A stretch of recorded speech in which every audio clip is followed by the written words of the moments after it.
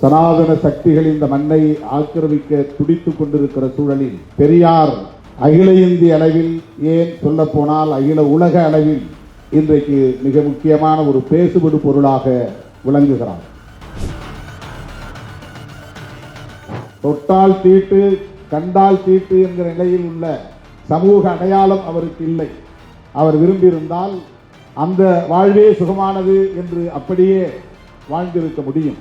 தனது இறுதி மூச்சு வரையில் பொது வாழ்விலே தன்னை ஒப்படைத்துக் கொண்டார் என்றால் அவருடைய உழைப்பையும் ஈகத்தையும் ஒருவன் உள்நோக்கத்தோடு கொச்சைப்படுத்துகிறான் என்றால் அவன் இந்த மண்ணில் தமிழனாக வாழ தகுதியற்றவன், மனிதனாக வாழ தகுதியற்றவன் என்றுதான் நாம் புரிந்து கொள்ள வேண்டும். தந்தை பெரியாருடைய சிந்தனைகளை சந்தேகப்படுவது, அவருடைய நோக்கங்களுக்கு உள்நோக்கம் கற்பிப்பது, அவரை தெலுங்கர் என்றோ கன்னடர் என்றோ அடையாளப்படுத்துவது ஒன்று அரசியல் அறியாமையாக இருக்க வேண்டும், அல்லது அவர்கள் பார்ப்பனர்களின் கைக்கூலிகளாக இருக்க வேண்டும் என்பதை தவிர வேறு எந்த அடிப்படையும் இருக்க வாய்ப்பில்லை. சனாதன தர்மம் அழித்தொழிக்கப்பட வேண்டும் என்பது மட்டும்தான் நோக்கம். பெரியார் அம்பேத்கரை தேடியதும் அம்பேத்கர் பெரியாரை தேடியதும் இந்த ஒரு புள்ளியில் தான், இந்த ஒற்றை புள்ளியில் தான். புரட்சியாளர் எந்த மூலையில் இருந்தாலும் அவன் ஒடுக்குமுறைகளுக்கு எதிராக சிந்திப்பான் என்பதற்கு அண்ணன் பிரபாகரன் ஒரு அடையாளம், ஒரு சான்று. விடுதலை பெற்ற இந்தியாவுக்கு மதம் வேண்டாம், இந்த அரசு ஒரு மதசார்பற்ற அரசு என்கிற அம்பேத்கரின் நிலைப்பாட்டுக்கு உடன்பட்டவர் காந்தி. அதனால் தான் நாத்துராம் கோட்சேவை வைத்து அந்த பார்ப்பனரை வைத்து சுட்டுக் கொன்றார்கள். ஏதோ ஒருத்தன் பிஜேபி எதிர்க்கிறது பயங்கரானோ அவன் அவர்களால் உருவாக்கப்பட்டவன் என்று பொருள்.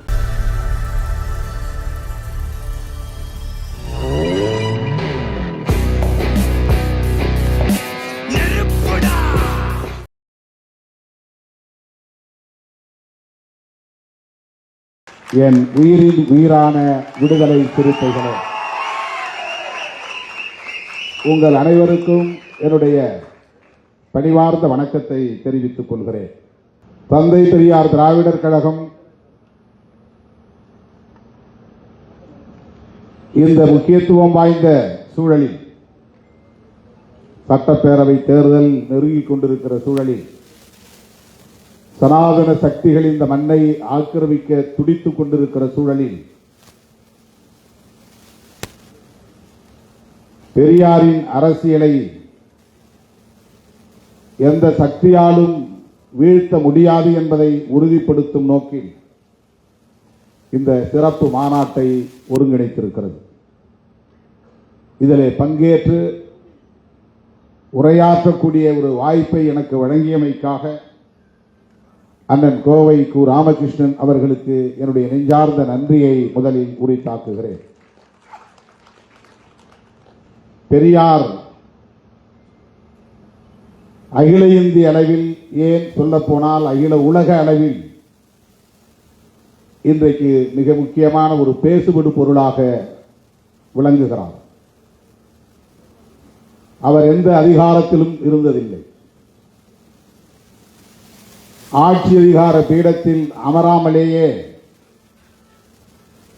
ஆட்சியில் இருந்தவர்களால், இருப்பவர்களால் வெகுவாக பேசப்படுகிற ஒரு பேராளுமையாக விளங்குபவர் தந்தை பெரியார். புரட்சியாளர் அம்பேத்கர் அவர்கள் கூட மிக பெரும் பொறுப்புகளில் இருந்திருக்கிறார். இந்திய ஆட்சி அதிகார பீடத்தில் அதிகாரம் வாய்ந்த பொறுப்பிலே இருந்து பணியாற்றி இருக்கிறார். அரசியல் நிர்ணய சபை உறுப்பினராக தேர்ந்தெடுக்கப்பட்டு அச்சபையில் அரசமைப்பு சட்டத்தை எழுதுவதற்கான குழுவின் தலைவராகவும் பொறுப்பேற்று பணியாற்றி இருக்கிறார். அப்படி புரட்சியாளர் அம்பேத்கர் அவர்களைப் போல அரசியல் தளத்தில், ஆட்சி அதிகாரத்தில் எந்த பொறுப்பையும் வகிக்காமல் இன்றைக்கு மிகப்பெரிய தாக்கத்தை அரசியல் களத்தில் ஏற்படுத்தி வருபவர் தந்தை பெரியார். அதுவே அவருக்குள்ள பெரும் சிறப்பு, அரும் சிறப்பு. ஒரு வார்டு கவுன்சிலராக கூட அவர் ஆக வேண்டும் என்று விரும்பியதில்லை. தமிழ்நாட்டின் முதலமைச்சராக பொறுப்பேற்கக்கூடிய அளவுக்கான சூழலும் அவரை தேடி வந்தது. ஆனாலும் அதை விரும்பவில்லை.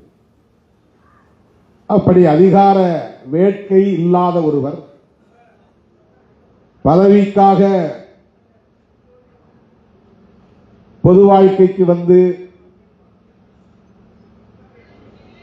ஆசை வார்த்தைகளை பேசி அரசியல் செய்ய வேண்டும் என்கிற நோக்கம் இல்லாத ஒருவர் சாதிய அமைப்பால் பஞ்சமர்களைப் போல எந்த இழிவையும் அவமானத்தையும் சந்திக்காமல் சாதியை ஒழிக்க வேண்டும் என்று போராடிய ஒருவர் தந்தை பெரியார் மட்டும்தான். இது இந்திய அரசியலில் அவருக்குள்ள தனி சிறப்பு. அவர் செல்வந்தர் குடும்பத்தில் பிறந்தவர். ஓரளவுக்கு தகுதி, இந்து சமூக கட்டமைப்பிலே தகுதி உண்டு என்கிற ஒரு சாதிய அடையாளத்தோடு பிறந்தவர். அதாவது தமிழகத்தில் தொட்டால் தீட்டு கண்டால் தீட்டு என்கிற நிலையில் உள்ள சமூக அடையாளம் அவருக்கு இல்லை. சமூகத்தில் அவருக்கு மதிப்புண்டு என்கிற அளவுக்கான ஒரு சமூக அடையாளம், நாயக்கர் என்கிற சமூக அடையாளம். ஆகவே அவருக்கு எந்த இடத்திலும் கோவிலிலே நுழையக்கூடாது, குளத்திலே இறங்கக்கூடாது, செருப்பு அணியக்கூடாது என்கிற நெருக்கடிகள் இல்லை, கட்டுப்பாடுகள் இல்லை, அவமானங்கள் இல்லை, அவமதிப்புகள் இல்லை. அப்படிப்பட்ட ஒரு சமூக தகுதியுள்ள குடும்பத்தில் பிறந்தவர், பொருளாதார வசதி படைத்த குடும்பத்தில் பிறந்தவர், பல கோவில்களில் தர்மகர்த்தா பொறுப்பை வகித்த தந்தைக்கு மகனாக பிறந்தவர். இப்படிப்பட்ட சோசியல் ஸ்டேட்டஸ், சமூக தகுதி அவருக்கு உண்டு. அவர் விரும்பியிருந்தால் அந்த வாழ்வே சுகமானது என்று அப்படியே வாழ்ந்திருக்க முடியும். இன்னும் பொருளாதாரத்தை மேம்படுத்திக் கொள்வதற்கான தொழிலை, வணிகத்தை நாடி சென்றிருக்க முடியும். நிலகுலங்களும் அவருக்கு ஏராளம் இருந்தன. ஒரு நிலக்கிழார் குடும்பத்திலும் பிறந்தவர். அப்படிப்பட்ட ஒருவர் தனது இறுதி மூச்சு வரையில் பொது வாழ்விலே தன்னை ஒப்படைத்துக் கொண்டார் என்றால் அவருடைய உழைப்பையும் ஈகத்தையும் ஒருவன் உள்நோக்கத்தோடு கொச்சைப்படுத்துகிறான் என்றால் அவன் இந்த மண்ணில் தமிழனாக வாழ தகுதியற்றவன், மனிதனாக வாழ தகுதியற்றவன் என்றுதான் நாம் புரிந்து கொள்ள வேண்டும். அவருடைய உழைப்பை சந்தேகப்படுவது, அவருடைய நோக்கத்திற்கு களங்கம் விளைவிக்கக்கூடிய வகையில் கற்பிதமான கருத்துக்களை, அவதூறுகளை பரப்புவது மிகவும் அற்பமான ஒரு அரசியல். பொது வாழ்க்கைக்கு வரக்கூடிய பலர் ஏன் 99.99 விழுக்காடு பதவி ஆசை, ஆட்சி அதிகாரத்தின் மீது வேட்கை, அதன் மூலம் கிடைக்கிற புகழ், அதை ஒட்டி தம் மீது படுகிற வெளிச்சம், இவற்றுக்காகத்தான் பொது வாழ்க்கைக்கு வருகிறார்கள் என்பதை யாரும் மறுத்துவிட முடியாது. அப்படி எண்ணியிருந்தால் காங்கிரசிலேயே அவர் நீடித்திருக்க முடியும். அப்படி அவர் ஆசைப்பட்டிருந்தால் காங்கிரசிலேயே நீடித்து தமிழ்நாட்டின் முதலமைச்சராக ஆகியிருக்க முடியும். அல்லது அகில இந்திய அளவில் அவர் மிக உயர்ந்த பதவிக்கும் போயிருக்க முடியும். ஆனால் காங்கிரஸ் கட்சியில் நிலவுகிற சனாதன தர்ம அடிப்படையிலான பாகுபாட்டை எதிர்த்து அதிலிருந்து வெளியேறியவர் தந்தை பெரியார். பதவி அவருக்கு முதன்மையானது இல்லை, புகழ் அவருக்கு நோக்கம் இல்லை. பிறப்பின் அடிப்படையில் உயர்வு தாழ்வை இங்கே நியாயப்படுத்தக்கூடிய வகையிலான அரசியல் இயக்கங்களும் இருக்கின்றனவா என்கிற நிலையில் அவர் அதிர்ச்சி அடைந்து காங்கிரசுக்குள் நிலவுகிற இந்த பாகுபாட்டை காங்கிரஸ் தலைவர்களால் ஒழிக்க முடியாது என்பதை உணர்ந்து அதிலிருந்து வெளியேறியவர். காங்கிரஸை ஒழித்து கட்டாமல் விடமாட்டேன் என்று உறுதி எடுத்துக் கொண்டு களமிறங்கியவர் தந்தை பெரியார். அதற்கு ஒரே நோக்கம்தான், சாதியின் பெயரால் அல்லது வர்ணாசிரமத்தின் பெயரால் இந்த சமூகத்தில் நிலவுகிற உயர்வு தாழ்வு என்கிற பாகுபாட்டை எதிர்ப்பது என்பது மட்டும்தான் நோக்கம். பெரியாரை இந்த கோணத்திலிருந்து மட்டும்தான் பார்க்க வேண்டும், புரிந்து கொள்ள வேண்டும். அவருடைய இறுதி மூச்சு வரையில் அவருடைய ஒற்றை நோக்கம், ஒற்றை இலக்கு சாதி ஒழிப்பு என்பதை நாம் புரிந்து கொள்ள வேண்டும். சாதியை ஒழிக்க வேண்டும் என்பதற்காக பொது வாழ்க்கைக்கு வந்த தலைவர்கள் இந்தியாவில் அரசியல் களத்தில் இரண்டே தலைவர்கள் தான். ஒருவர் புரட்சியாளர் அம்பேத்கர், இன்னொருவர் தந்தை பெரியார்.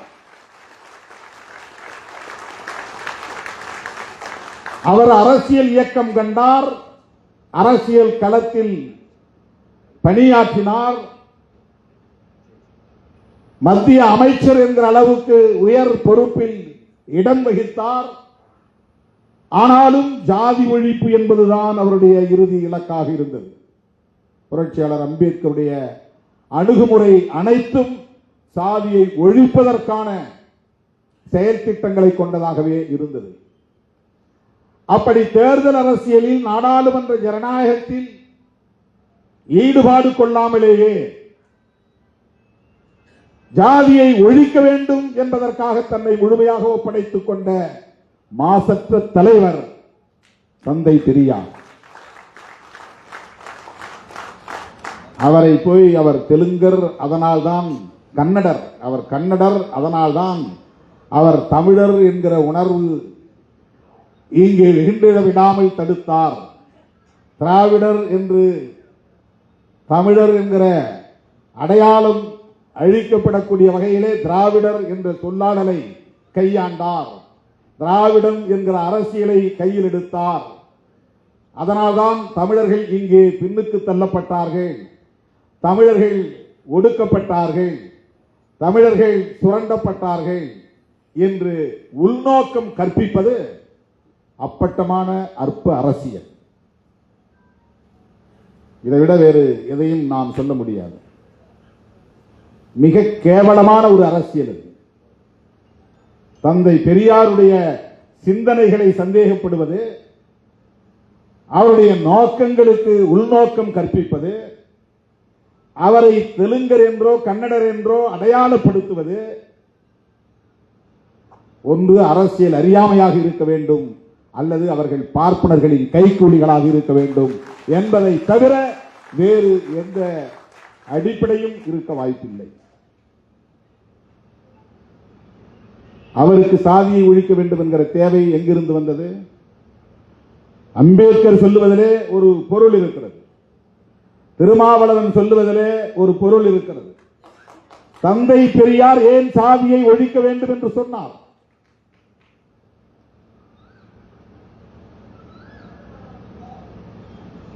இந்த கோணத்திலே தோழர்கள் சிந்திக்க வேண்டும். அவர் எதற்காக பார்ப்பனர்களை எதிர்க்க வேண்டும்? அதிகார பீடத்தில் ஆதிக்கம் செலுத்துகிற அந்த கும்பலோடு கைகோர்த்து குழாவ முடியுமே, அவர்களோடு சேர்ந்து ஆனந்த கூத்தாட முடியுமே, பதவிகளில் அமர்ந்து பட்டங்களை சுமந்து திரிய முடியுமே. ஆனால் ஏன் அதிகாரமும் ஆதிக்கமும் நிறைந்த பார்ப்பனர்களை எதிர்க்கிற நிலைப்பாட்டை தந்தை பெரியார் எடுத்தார்? அது வெறும் பார்ப்பன சமூகத்தின் மீதான வெறுப்பு அல்ல, இந்த சமூகத்தில் நிலை கொண்டிருக்கிற ஒரு தத்துவத்திற்கு எதிரான போர்.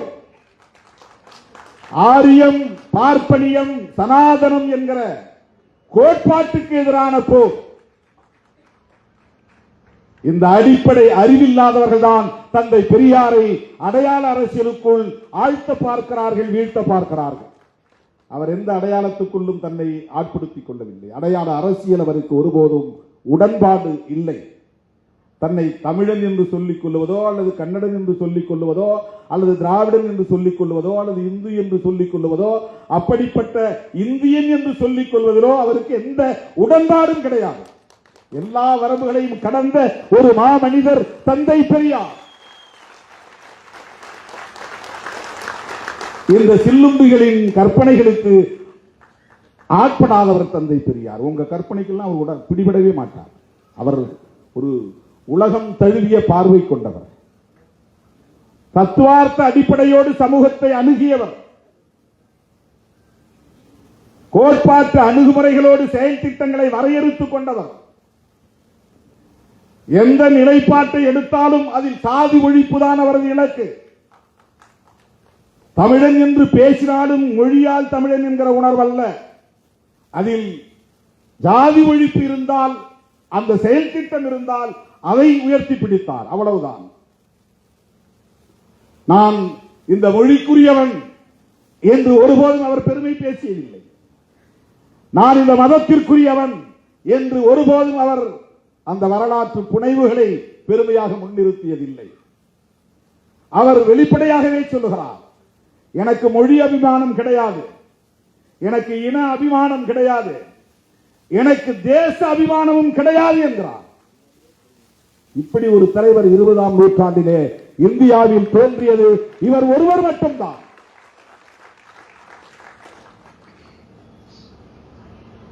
புரட்சியாளர் அம்பேத்கர் அவர்கள் அப்படிப்பட்ட அரசியலுக்குள்ளே அவர் நுழையவில்லை.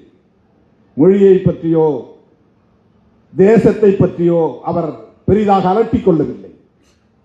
அவருக்கும் சனாதன தர்மம் அழித்தொழிக்கப்பட வேண்டும் என்பது மட்டும்தான் நோக்கம். பெரியார் அம்பேத்கரை தேடியதும் அம்பேத்கர் பெரியாரை தேடியதும் இந்த ஒரு புள்ளியில் தான், இந்த ஒற்றை புள்ளியில் தான். அம்பேத்கர் என்ன மொழி அடிப்படையிலே பெரியாருக்கு உறவினரா என்ன? தெலுங்கரா கன்னடரா? ஏன் அம்பேத்கரை பெரியார் தேடி போக வேண்டும்? அம்பேத்கர் மராட்டியர், உங்கள் மொழியிலே சொல்ல போனால் அவர் மராட்டியர். பெரியார் உங்கள் மொழியில் சொல்ல போனால் அவர் கன்னடர். அவர்களுக்கிடையிலே இந்த உறவு எப்படி உருவானது? மொழி அடிப்படையிலா அல்லது திராவிடம் என்கிற திராவிட தேசத்தின் அடிப்படையிலா? இல்லை. அவரும் பார்ப்பனியத்தை எதிர்த்து போராடுகிறார், இவரும் பார்ப்பனியத்தை எதிர்த்து போராடுகிறார். கொள்கை வழி உறவு, கோட்பாட்டு உறவு. இதை புரிந்து கொள்ள அந்த அற்பர்களால் முடியாது. இதற்கு ஒரு தத்துவார்த்த பார்வை தேவை.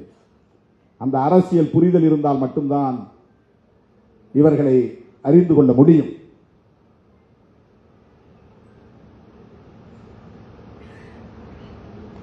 தந்தை பெரியார் திராவிடம் என்கிற ஒரு அரசியலை இங்கே முன்னிறுத்தியதற்கு காரணம் அவர் தமிழர் அல்லாதவர் என்று வியாக்கியானம் விளக்கம் சொல்லுகிறார்கள்.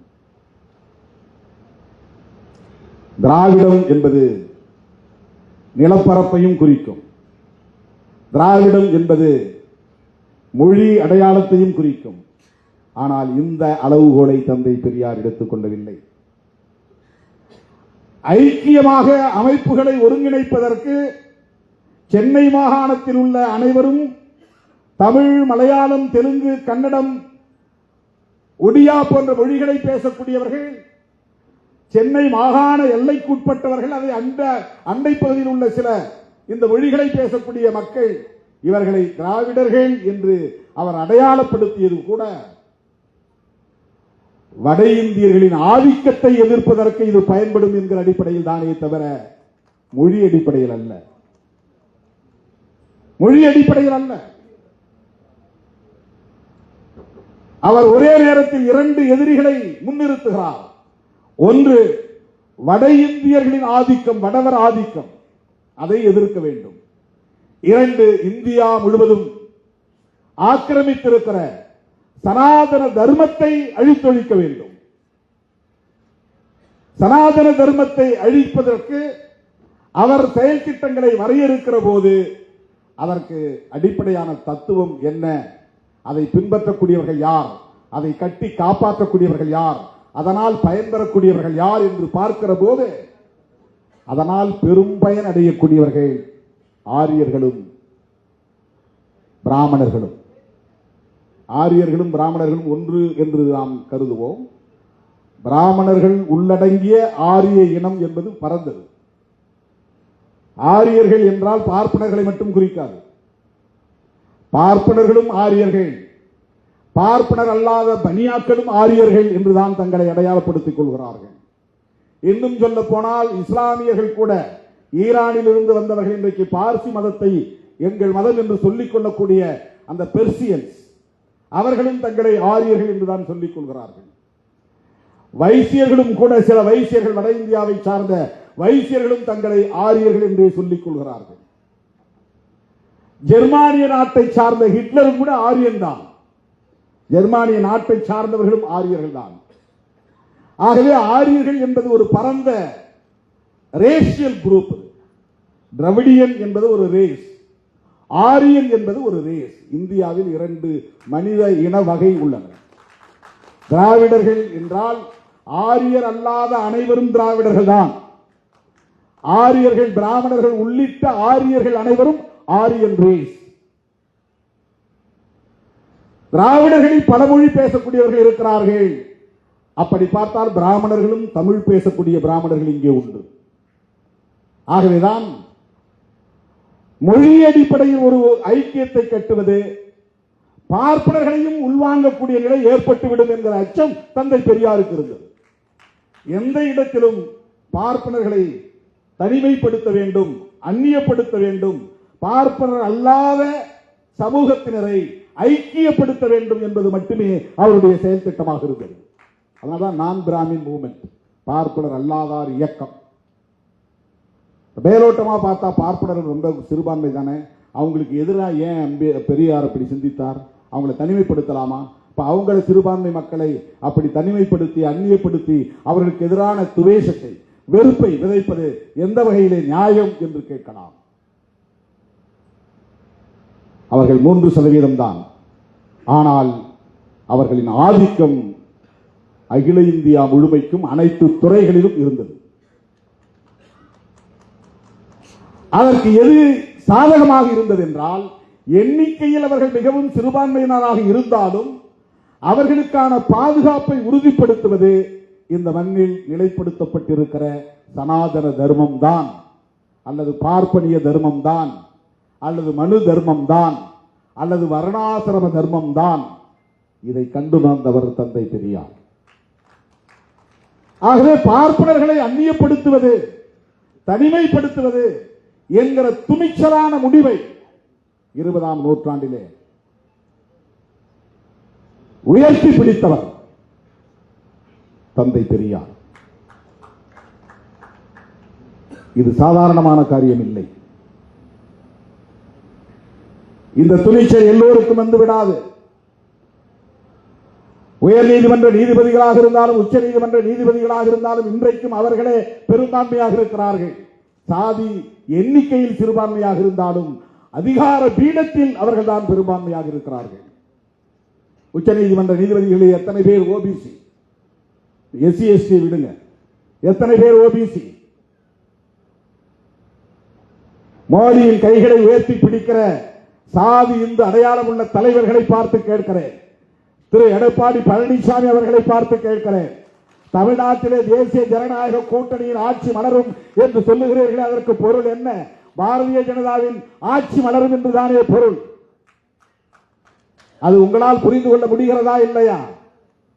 திமுக தலைமையிலான கூட்டணியை நாங்கள் திமுக கூட்டணி என்றோம். அதிமுக தலைமையிலான கூட்டணியை நீங்கள் தேசிய ஜனநாயக கூட்டணி என்கிறீர்கள். உங்களால் அதை அதிமுக கூட்டணி என்று கூட சொல்ல முடியாத அளவுக்கு பலவீனப்பட்டு நிற்கிறீர்கள். நாளைக்கு அதிமுக கூட்டணி ஆட்சிக்கு வந்தால் அது பாஜக ஆட்சிக்கு வந்ததாகத்தான் பொருள். பாஜக ஆட்சிக்கு வந்தது என்றால் ஆர்எஸ்எஸ் ஆட்சிக்கு வந்ததாகத்தான் பொருள். ஆர்எஸ்எஸ் ஆட்சிக்கு வந்தது என்றால் ஆரியர்கள் பார்ப்பனர்கள் ஆட்சிக்கு வந்து விட்டார்கள் என்றுதான் பொருள். ஆரியர்கள் பார்ப்பனர்கள் ஆட்சிக்கு வந்து விட்டார்கள் என்று சொன்னால் பெரியார் வீழ்த்த நினைத்த சனாதனம் மீண்டும் இங்கே வலுப்பெற்று விட்டது என்றுதான் பொருள். இப்போது புரிகிறதா ஏன் திருமாவளவன் திமுகவோடு உடும்பு பிடியாக இருக்கிறான் என்று உங்களால் புரிந்து கொள்ள முடிகிறதா? சில அற்பர்கள் மூடர்கள் ஏதோ சில லாபங்களுக்காக ஆதாயங்களுக்காக திருமாவளவன் திமுகவோடு ஒட்டி கொண்டிருக்கிறான் என்று கருதுகிறார்கள். இல்லை, பெரியாரின் கருத்துக்களுக்கு வலு சேர்க்க வேண்டும் என்கிற தேவை இருக்கிறது. தேர்தல் அரசியலில் இருந்தாலும் இந்த கருத்தில் உடும்பு பிடியாக இருக்கிற இயக்கம் விடுதலை சிறுத்தைகள் கட்சி. இதனால் என்ன பாதிப்பு நேர்ந்தாலும் இழப்பு நேர்ந்தாலும் சேதமடைந்தாலும் அதை எதிர்கொள்வதற்கு தயாராக இருக்கிற இயக்கம் விடுதலை சிறுத்தைகள் கட்சி. திராவிடர் கழகம் திமுக கழகம் என்கிற இரண்டு கட்சிகளோடு பெரியாரின் சிந்தனைகள் பூண்டத்து போய்விடும் என்று கருதாதீர்கள். சிறுத்தைகள் இருக்கிற வரையில் இந்த மண்ணில் எந்த கொம்பனாலும் பெரியாரியத்தை வீழ்த்த முடியாது, அசைக்க முடியாது என்பதை நான் உறுதிப்படுத்த கடமைப்பட்டிருக்கிறேன்.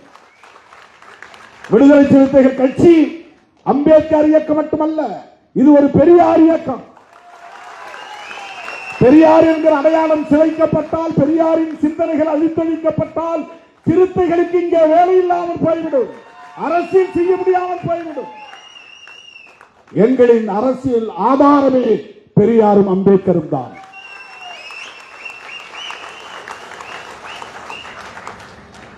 அந்த அரசியலுக்கு வேட்டு வைக்க பார்க்கிறார்கள். இது இன்றைக்கு நேற்றைக்கு நிகழ்ந்ததல்ல. பெரியார் வாழ்ந்த காலத்திலேயே பெரியாருக்கு நேருக்கு நேராகவே அவரை மிக கேவலமாக விமர்சித்திருக்கிறார்கள், எதிர்த்து அரசியல் செய்திருக்கிறார்கள். அவற்றை எல்லாம் ஒரு பொருட்டாகவே எடுத்துக் கொள்ளாதவர் தந்தை பெரியார். ஒரு சூத்திரன் பெரியார் மொழியில் சொன்னால், ஒரு ஓபிசி இன்றைய மொழியில் சொன்னால் அதர் பேக்வர்ட் கம்யூனிட்டி. கடலூரிலே அவர் பேசிக் கொண்டிருந்த போதே மலத்தை எடுத்து அவர் மீது வீசினான்.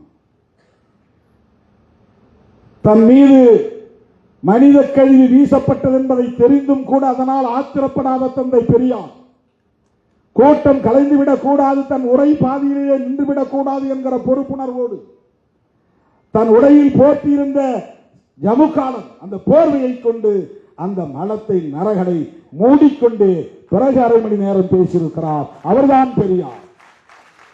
பேசி முடித்த பிறகுதான் தன் மீது நரகள் வீசப்பட்டது என்பதை அவர் மற்றவர்களுக்கு சொல்லி இருக்கிறார். செருப்படுத்தி வீசியிருக்கிறார்கள், அழுகிய முட்டைகளை கொண்டு வீசியிருக்கிறார்கள். இவற்றையெல்லாம் எந்த பார்ப்பனரும் செய்யவில்லை.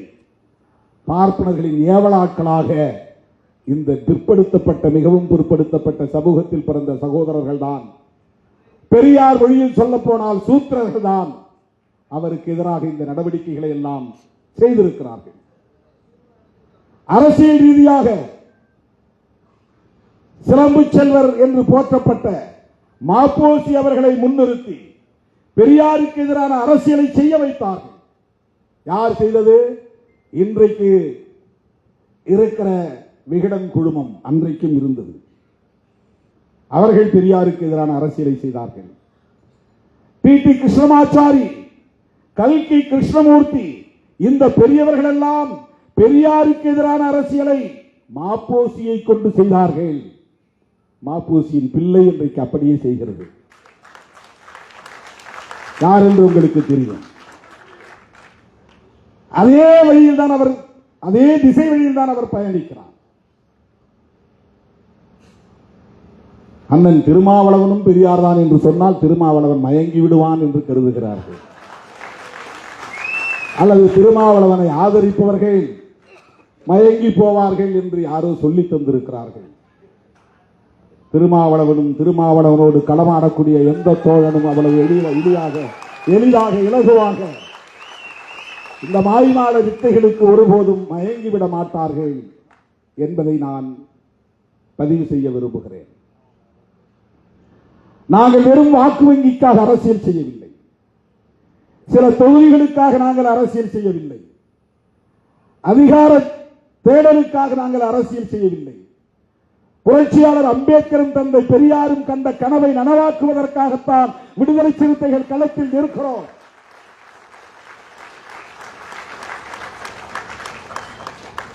தேர்தல் நேரத்தில் கட்சியை கலைச்சிட்டு புதுசா பொறுப்பு போடக்கூடிய துணிச்சல் யாருக்காவது உண்டா?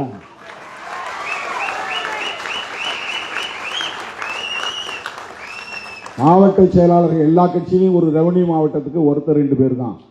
இந்தியாவுக்கே வழிகாட்டக்கூடிய வகையில் ஒரு சட்டமன்ற தொகுதிக்கு ஒரு மாவட்ட செயலாளர் 234 மாவட்ட செயலாளர்களை அறிவித்துவிட்டு வந்து நான் மேடையிலே நிற்கிறேன்.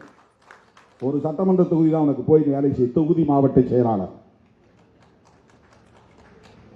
எங்களுக்கு நிலப்பரப்பு குறைஞ்சு போச்சு அப்படின்னு சிலருக்கு அதிருப்தி இருக்கலாம். என்னை விட கீழான நிலையில் இருந்தவரெல்லாம் நீங்க மாவட்ட செயலாளர் ஆக்கிட்டீங்க என்று சில பேருக்கு வருத்தம் இருக்கலாம். ஆனால் என்னை ஏற்றுக்கொண்ட தோழர்கள் ஒருபோதும் இதற்காக வெளியேற மாட்டார்கள், விலக மாட்டார்கள்.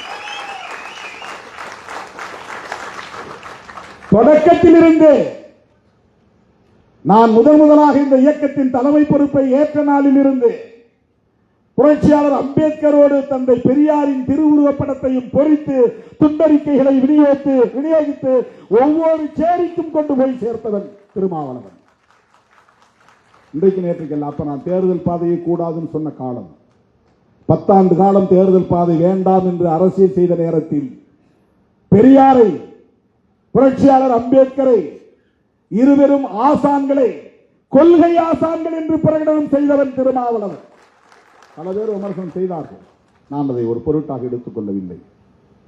அதே அடிப்படையில் தான் இன்றைக்கும் நாங்கள் இயங்கிக் கொண்டிருக்கிறோம். திராவிடம் என்கிற சொல் நிலப்பரப்பை குறிக்கும், அது ஒரு பார்வை. மொழிகளை அடையாளப்படுத்தும், அது ஒரு பார்வை. அதைவிட முக்கியமானது பெரியார் பார்வை என்னவென்றால் கருத்தியலை அடையாளப்படுத்தும் என்பதுதான், ஐடியாலஜிக்கல் ஐக்கன். திராவிடம் என்பதை பெரியார் பார்வை கொண்டு ஒரு கருத்தியலாகத்தான் அணுக வேண்டும். திராவிடத்தை வெறும் நிலப்பரப்பாகவோ திராவிடத்தை வெறும் மொழி அடையாளமாகவோ பார்ப்பவனுக்கு பெரியாரை புரிந்து கொள்ள முடியாது. என்றைக்கு அவர் தெலுங்கர் என்கிற பற்று கொண்டு தெலுங்கர்களுக்காக பேசியிருக்கிறார், அல்லது கன்னடர் என்கிற பற்று கொண்டு கன்னடர்களுக்காக பேசியிருக்கிறார்,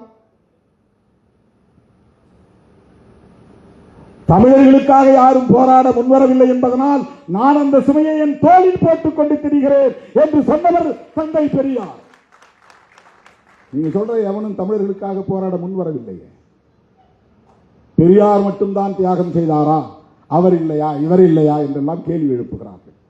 அப்படி பார்த்தால் அண்ணன் பிரபாகரனோடு எத்தனையோ போராளிகள் உயிரிழந்திருக்கிறார்கள், ஈகம் செய்திருக்கிறார்கள். ஆனால் நாம் ஏன் பிரபாகரன் அவர்களை மட்டும் உயர்த்தி பிடிக்கிறோம்?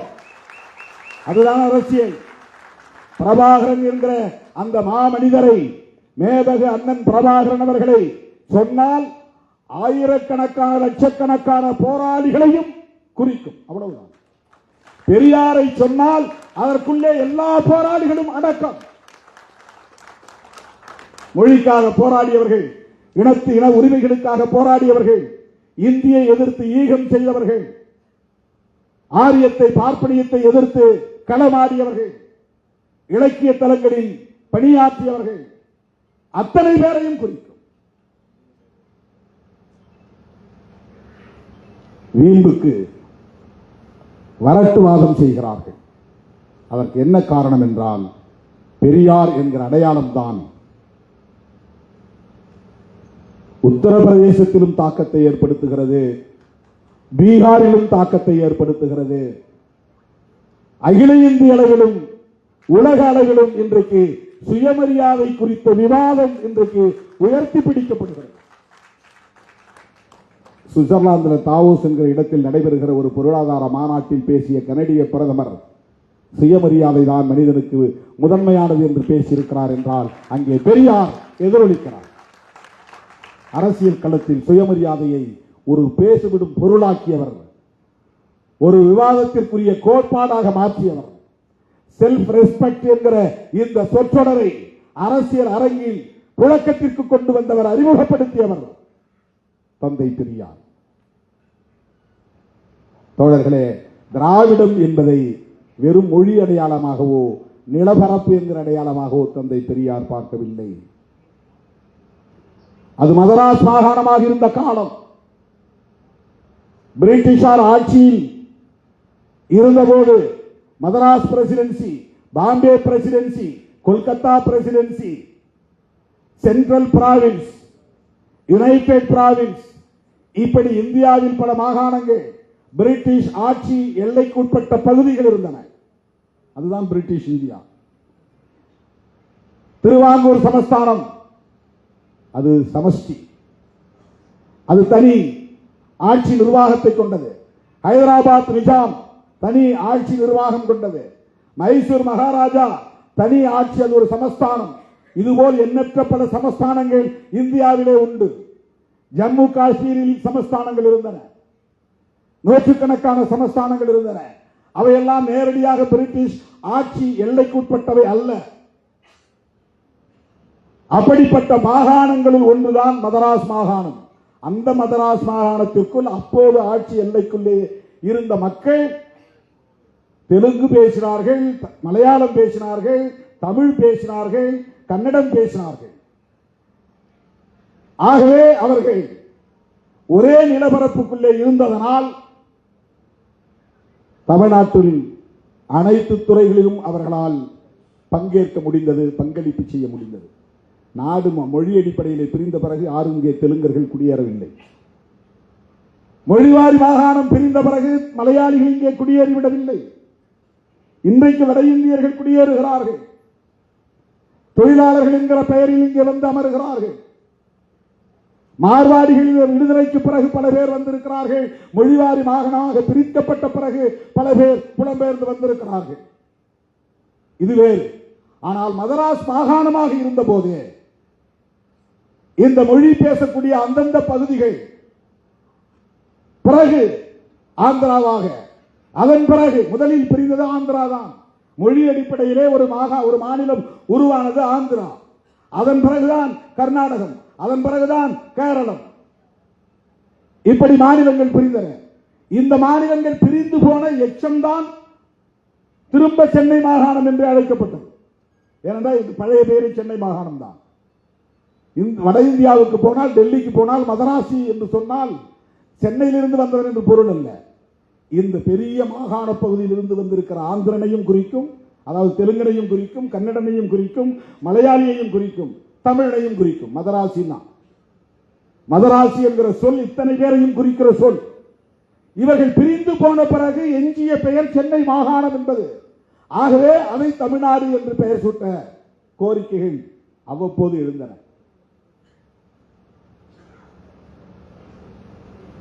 அண்ணா ஆட்சியில் இருந்த காலத்தில் அதிகாரபூர்வமாக, சட்டப்பூர்வமாக தமிழ்நாடு என்று இதற்கு பெயர் சூட்டப்பட்டது. இது வரலாறு.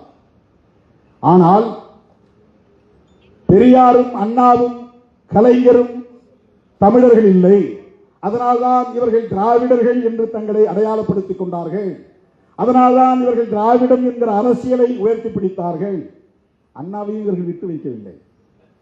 அவரும் தெலுங்கு முதலியாராம். ஏன்னா அவங்க அம்மா பேரு பங்காரு அம்மையாராம். பங்காருனாக்க தெலுங்கு மொழி பேசக்கூடியவங்க தான் பேர் வைப்பாங்க. பங்காருனா தங்கம்னு அர்த்தம். தமிழ்ல தங்கம், தெலுங்குல பங்காரு.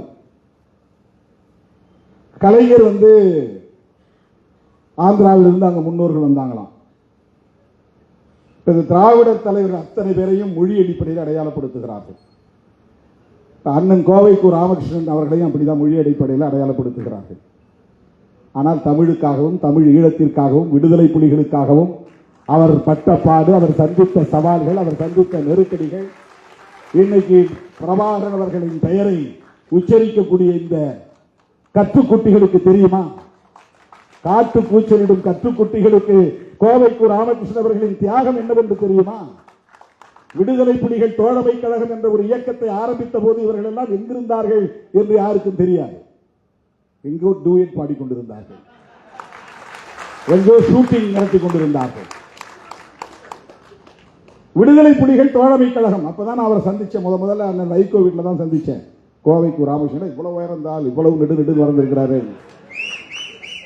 நாங்கள் ஸ்டூடெண்டா போயிருந்தப்பா கையை பிடிச்சி ஒரு வெளியே வரும்போது கையை பிடிச்சி வணக்கம் சொல்லிட்டு, நான் அது மாதிரி சட்டக்கல்லூரி மாணவன் அண்ணன் வைகோவை பார்க்கறதுக்காக ஒரு நிகழ்ச்சிக்கு தேதி வாங்குறதுக்காக வந்திருக்கிறேன் அப்படின்னு சொன்னேன்.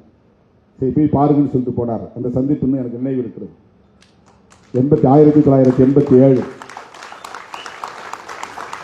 அவர் அங்க எம்பி தொகுதியில் தேர்தலில் போட்டியிடும் போது விடுதலை புலிகள் தோழமை கழகம் சார்பில் 2-3 வண்டியில அந்த விடுதலை புலிகள் உடுப்போட எப்படி புலிகள் அங்கே உடுப்பு உடுத்திருக்கிறாங்களோ அதே மாதிரி மிலிட்டரி உடை அந்த உடையோட அவருக்கு தேர்தல் பணி செய்தார்கள். நான் அங்கே இருந்தேன். அந்த வைகோ எம்பி தேர்தலில் போட்டியிட்டப்போ லோக்சபா தேர்தலில் அந்த நாட்களில் இவர் சந்தித்த நெருக்கடிகள் இவர்கள் யாராவது சந்தித்ததுண்டா? இன்னைக்கு யாராவது சோசியல் மீடியாவில் எவனோ பேசலாம். பிக்ஸ் வந்த மாதிரி கையை கால உதறி கட்டிக்கிறாங்க. எல்லாம் கையை கால உதறிட்டு அடித்தொண்டையால காட்டு கூச்சலிட்டால் எல்லாம் மக்கள் ஏமாந்து விடுவார்கள் என்று கருதுகிறார்கள். கண்டவெல்லாம் பேசுறான், எவனோ பேசுறான், உள்நோக்கம் கற்பிக்கிறான். அவருக்கு என்ன தேவை வந்தது? தமிழர்களை வீழ்த்த வேண்டும் என்று, தமிழர்களை ஒடுக்க வேண்டும் என்று. அவர் என்ன பதவிக்கு ஆசைப்பட்டாரா? அம்பேத்கரை போய் பார்த்தா இங்க இருக்கிற தலித்துகள் நமக்கு ஓட்டு போடுவாங்க அப்படின்னு நினைச்சா போய் அம்பேத்கரை பார்த்தார். நேரடியாக போய் சந்தித்தார். மியான்மருக்கு வாங்க 2 பேரும் போவோம்னு சொல்லி 2 பேரும் போனாங்க. இன்னைக்கு மியான்மர், இன்னைக்கு பர்மா. அவர் எடுத்த முடிவுகளுக்கு அவ்வப்போது இங்கிருந்து பாராட்டுகளை தெரிவித்தவர் தந்தை பெரியார். அவர் மதம் மாறும்போது நீங்களும் வாங்க மதம் மாறுவோம் சொன்னார். அம்பேத்கர் அழைப்பு விடுத்தார். இல்ல நீங்க போங்க, நான் வெளியே வந்துட்டேன்னா இந்த பசங்களை பேச முடியாது, சண்டை போட முடியாது, இவங்களை எதிர்த்து என்னால குரல் கொடுக்க முடியாது, நான் இங்க இருந்துகிட்டே பாத்துக்கிறேன், அவனா நானா பாத்துக்கிறேன் அப்படின்னு சொன்னவர் தந்தை பெரியார். நான் முஸ்லீமா மாறிட்டு அப்புறம் போய் நான் பார்ப்பனர்களை எதிர்த்து பேச முடியுமா? சனாதன தர்மத்தை எதிர்த்து பேச முடியுமா? இன்னைக்கு எந்த ஒரு முஸ்லீமாவது அதை எதிர்த்து பேச முடியுமா? பேச முடியாது. தன்னை ஜவாஹருல்லாவில் சனாதன தர்மம் இப்படி இருக்கு திருமாவளவன் பேசுற மாதிரி அவரால் பேச முடியாது. பேசினா அது மதக்கலவரமா மாறி போயிடும். பேசுகிற துணிச்சல் உள்ளவர் தான், ஆனா அது மதக்கலவரமா மாறிடும். திருமாவளவனை ஒன்றும் பண்ண முடியாது. நான் ஆணவத்தோட சொல்லல, நான் முஸ்லீம் இல்லை, நான் கிறிஸ்தவன் இல்லை, என்ன ஒண்ணும் பண்ண முடியாது. நான் பெரியாரின் பிள்ளை, அம்பேத்கரின் பிள்ளை, அவ்வளவுதான் என்னுடைய அடையாளம், அவ்வளவுதான் என்னுடைய அடையாளம். வேற எந்த அடையாளம் எனக்கு கிடையாது. எனக்கு சாதி ஒரு அடையாளம் கிடையாது, மதம் ஒரு அடையாளம் கிடையாது. எனக்கு மொழி என்பது மட்டும், மொழியும் கூட எனக்கு அடையாளம் கிடையாது. ஆனால் மொழி உரிமைக்காக போராடுவேன், அது என்னுடைய கடமை. இன உரிமைக்காக போராடுவேன், அது எனக்கு கடமை. விடுதலை புலிகளை ஆதரிப்பது நான் வெறும் மொழி உணர்வால் அல்ல, இன உணர்வால் அல்ல, சிங்கள பௌத்த பேரினவாதத்தின் ஆதிக்கத்தை எதிர்ப்பதற்காக புலிகளுக்கு நாங்கள் ஆதரவு தெரிவிக்கிறோம். ஒரு தேசிய இன விடுதலைக்கான போராட்டம் என்கிற முறையிலே புலிகளை ஆதரிக்கிறோம். அண்ணன் பிரபாகரன் அவர்களை ஆதரிக்கிறோம். அண்ணன் ஏதோ சொன்னார் என்றான். எனக்கு தெரிஞ்சு என்கிட்ட பேசின மாதிரி மற்றவங்கிட்ட பேசினாரான்னு எனக்கு தெரியாது.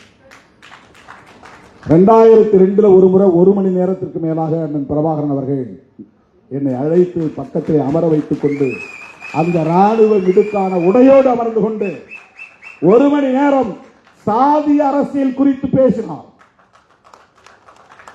இவருக்கு தான் பேசினாரான்னு ஒரு ஆள் அறிக்கை கொடுத்தான். என்கிட்ட தான் பேசினார். நான் நீங்க தான் சொல்றீங்களா அவர் உயிரோடு இருக்கிறார்னு. உயிரோடு இருந்தா என்னைக்காவது ஒரு நாள் சொல்லுவார், திருமாவளவன் சொன்னது அத்தனை உண்மை, ஒன்றும் புனைவு இல்லை என்பதை சொல்லுவார். என்கிட்ட பேசினார். என்ற முதல் வார்த்தையை கேட்டார், திண்ணியத்துல வாயில மலத்தை திணிச்சவன் உயிரோடு இருக்கிறானான்னு கேட்டார். என்னால அந்த செய்தியை படிச்சுட்டு 3 நாள் தூங்க முடியல, சாப்பிட முடியல. அவனை எப்படி என்ன விட்டு வச்சிருக்கிறீங்கன்னு கேட்டார். புரட்சியாளன் எந்த மூலையில் இருந்தாலும் அவன் ஒடுக்குமுறைகளுக்கு எதிராக சிந்திப்பான் என்பதற்கு அண்ணன் பிரபாகரன் ஒரு அடையாளம், ஒரு சான்று. அடுத்த கேள்வி கேட்டார், இவ்வளவு மோசமான ஒரு நிலை அங்கே இருந்த போதும் ஒரு அரசியல் கட்சி தலைவர் கூட இதை கண்டித்து அறிக்கை விடவில்லையே, என்ன அரசியல் தமிழ்நாட்டில் நடக்கிறது, எப்படி அவர்களால் இதை சகித்துக் கொள்ள முடிகிறது? இந்த கேள்வியை கேட்டவர் அண்ணன் பிரபாகரன். மதனி அவர்களை காதலித்ததை, அதனால் இருந்த சிக்கலையும், அதனையொட்டி அவர் எடுத்த நடவடிக்கைகளையும் பல நிமிடங்கள் என்னோடு பகிர்ந்து கொண்டார். இதை உங்களை போன்ற ஆட்கள்கிட்ட பேச மாட்டார். நீங்கள் எல்லாம் சனாதனவாதிகள் என்பது அவருக்கு தெரியும், பேச மாட்டார். வேறு யாரோடும் இதை பகிர்ந்திருக்க வாய்ப்பில்லை. என்னிடத்தில் பேசினார். மதிவதரி அவர்களை நான் காதலித்ததால் அவருடைய தந்தையே எங்கள் காதலை ஏற்றுக்கொள்ளவில்லை. மாநிலத்தின் தமிழ் கூடல் முடிந்ததும் நான் வள்ளிக்கு சென்று அவரை சந்தித்த போது, அண்ணா உங்கள் மாமனாரை சந்தித்தேன் என்று சொன்னதும் அடுத்த நொடியே அவர் ஒரு வார்த்தை சொன்னார். நான் அதிர்ந்து போனேன். அதன் பிறகு அந்த காதல் குறித்தும் காதல் தொடர்பான பிரச்சனைகள் குறித்தும் அதனையொட்டி அவர் எடுத்த நடவடிக்கைகள் குறித்தும் வல்வெட்டி துறையிலே 14 பேரை நான் சுட்டுக் கொன்றேன் என்று சொன்னார். எவனும் இதை மறுக்க முடியாது. சாதிக்கு எதிரான நடவடிக்கை, மதிவதனை சார்ந்த சமூகம் நான் இல்லை என்பதனால் என்னை தலைவனாக ஏற்றுக்கொள்ள இந்த மண்ணில் பெரும் தயக்கம் இருந்தது. காலப்போக்கில் அது தகர்ந்து போனது. நீங்களும் அந்த பொறுமையை கடைபிடிக்க வேண்டும். தமிழ்நாடு உங்களை ஏற்கிற காலம் வரும் என்று சொன்னார் அண்ணன் பிரபாகரன். என்னிடத்தில் பகிர்ந்து கொண்டார். இயக்கத்திற்குள்ளே சாதி யாரும் பார்ப்பதில்லை. சாதி அடிப்படையில் எந்த பிரச்சனையும் எழுந்ததில்லை. காதல் என்று வருகிற போது விரும்புகிறவர்கள் திருமணம் செய்ய இயக்கத்திலே சுதந்திரம் உண்டு. அதை நாங்கள் அனுமதிக்கிறோம். இயக்கத்தை தாண்டி சாதி பிரச்சனை வந்தால், எங்கள் காதுக்கு வந்தால், அடுத்த நாளே அந்த இடத்தில் எங்கள் இயக்கம் நிற்கும். அங்கு சாதி ஆணவத்திற்கு எதிரான நடவடிக்கைகளை இயக்கம் மேற்கொண்டிருக்கிறது என்று விவரித்தார். இன்றைக்கு சாதி பிரச்சனைகள் என்பது ஒரு கட்டுக்குள்ளே இருக்கிறது.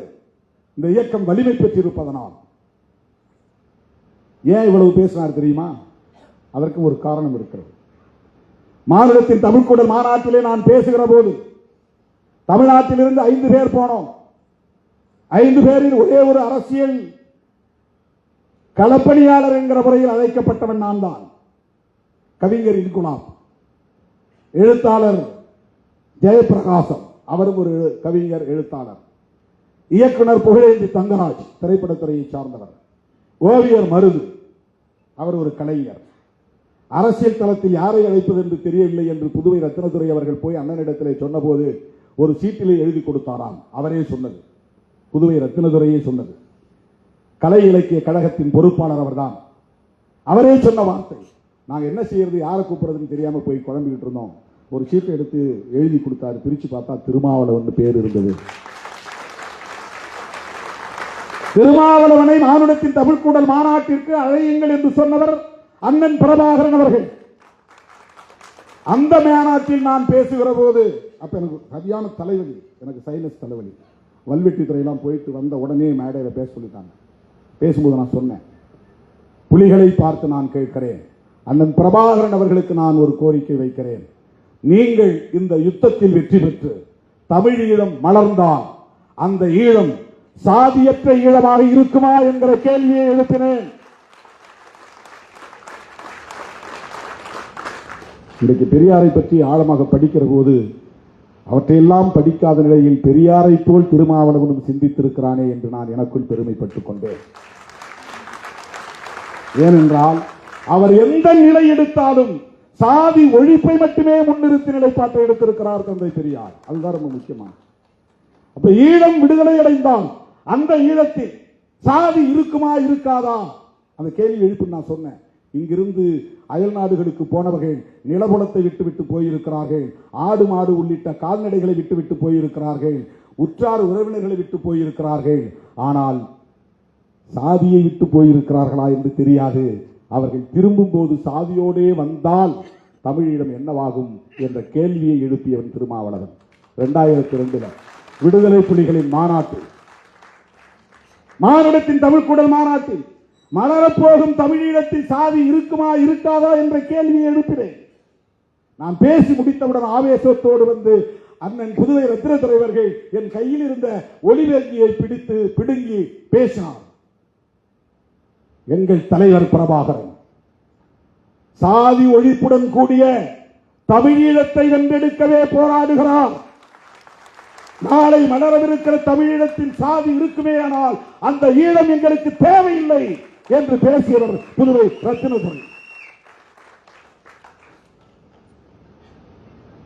தோழர்களே, இந்த பேச்சுதான் அவருடைய காதுக்கு போயிருக்கிறது. அதனால்தான் இந்த மாநாடு முடிவில் நான் அவரை சந்தித்து பேசிய போது நெடுநேரம் என்னிடத்தில் சாதியை பற்றிய உரையாடினார். தமிழீழத்தில் சாதி இருக்காது என்பதை உறுதிப்படுத்தினார். சாதியால் தான் சிதறி கிடக்கிறோம் என்பதை திரும்ப திரும்ப சொன்னார்.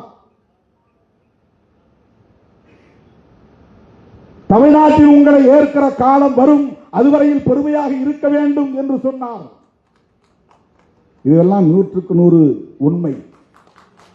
அண்ணன் என்னோடு பேசியது 100% உண்மை. இன்னும் பல விவரங்கள், அதையெல்லாம் நான் சொல்ல விரும்பவில்லை. ஆனால் இன்றைக்கு பேசுகிறவர்கள் அண்ணன் சொல்லித்தான் பெரியார் எதிர்ப்பை கையில் எடுக்கிறோம் என்று சொன்னால் இது எவ்வளவு பெரிய அயோக்கியத்தனம்!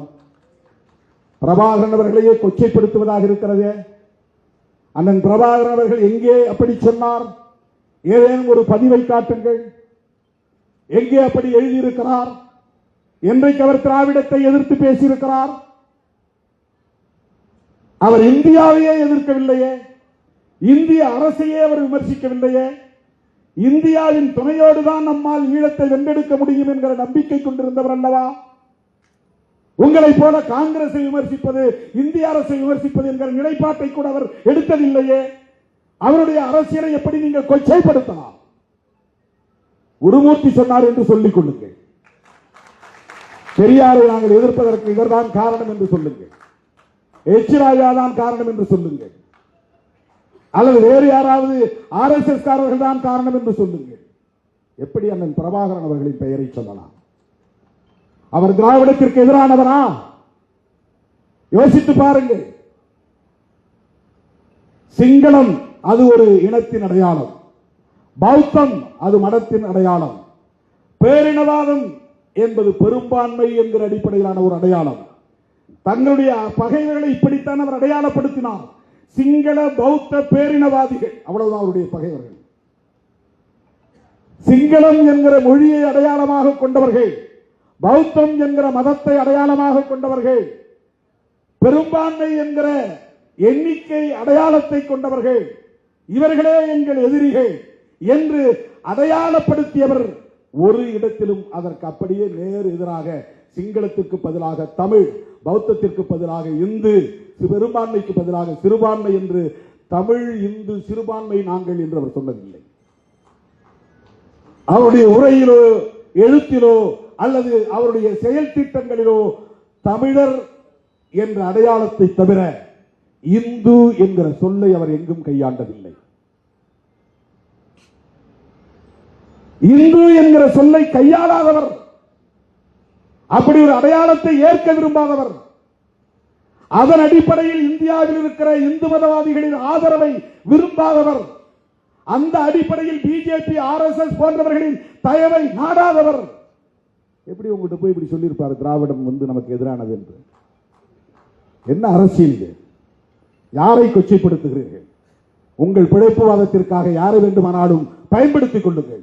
அண்ணன் பிரபாகரனை எப்படி தவறாக பயன்படுத்துவதை நாங்கள் வேடிக்கை பார்க்க முடியாது. பிரபாகரன் ஒட்டுமொத்த தமிழகத்திற்குமானவர், எல்லோருக்குமானவர். 1983 இருந்து 2009 வரையில் மாணவ பருவத்திலிருந்து இந்த இயக்கத்தின் தலைவனாக வந்த காலத்து வரையில் ஈழப் பிரச்சனையில் ஈடுபாடு கொண்டவன் திருமாவளவன், களமாடியவன் திருமாவளவன், பல போராட்டங்களில் பங்கேற்றவன் திருமாவளவன். நீங்கள்லாம் 2009 பின்னால வந்த கற்றுக்குட்டிகள். உங்களுக்கு என்ன தெரியும்? என்ன அரசியல் தெரியும்? ஈழம் குறித்து உங்களுக்கு என்ன தெரியும்? ஈழ விடுதலையை பற்றி உங்களுக்கு என்ன தெரியும்? நீங்கள் பேசுவது தமிழ் தேசியமா? எது தமிழ் தேசியம்? தமிழ் தேசியம் என்றால் என்ன? வெறும் மொழி உணர்வா? வெறும் இன உணர்வா?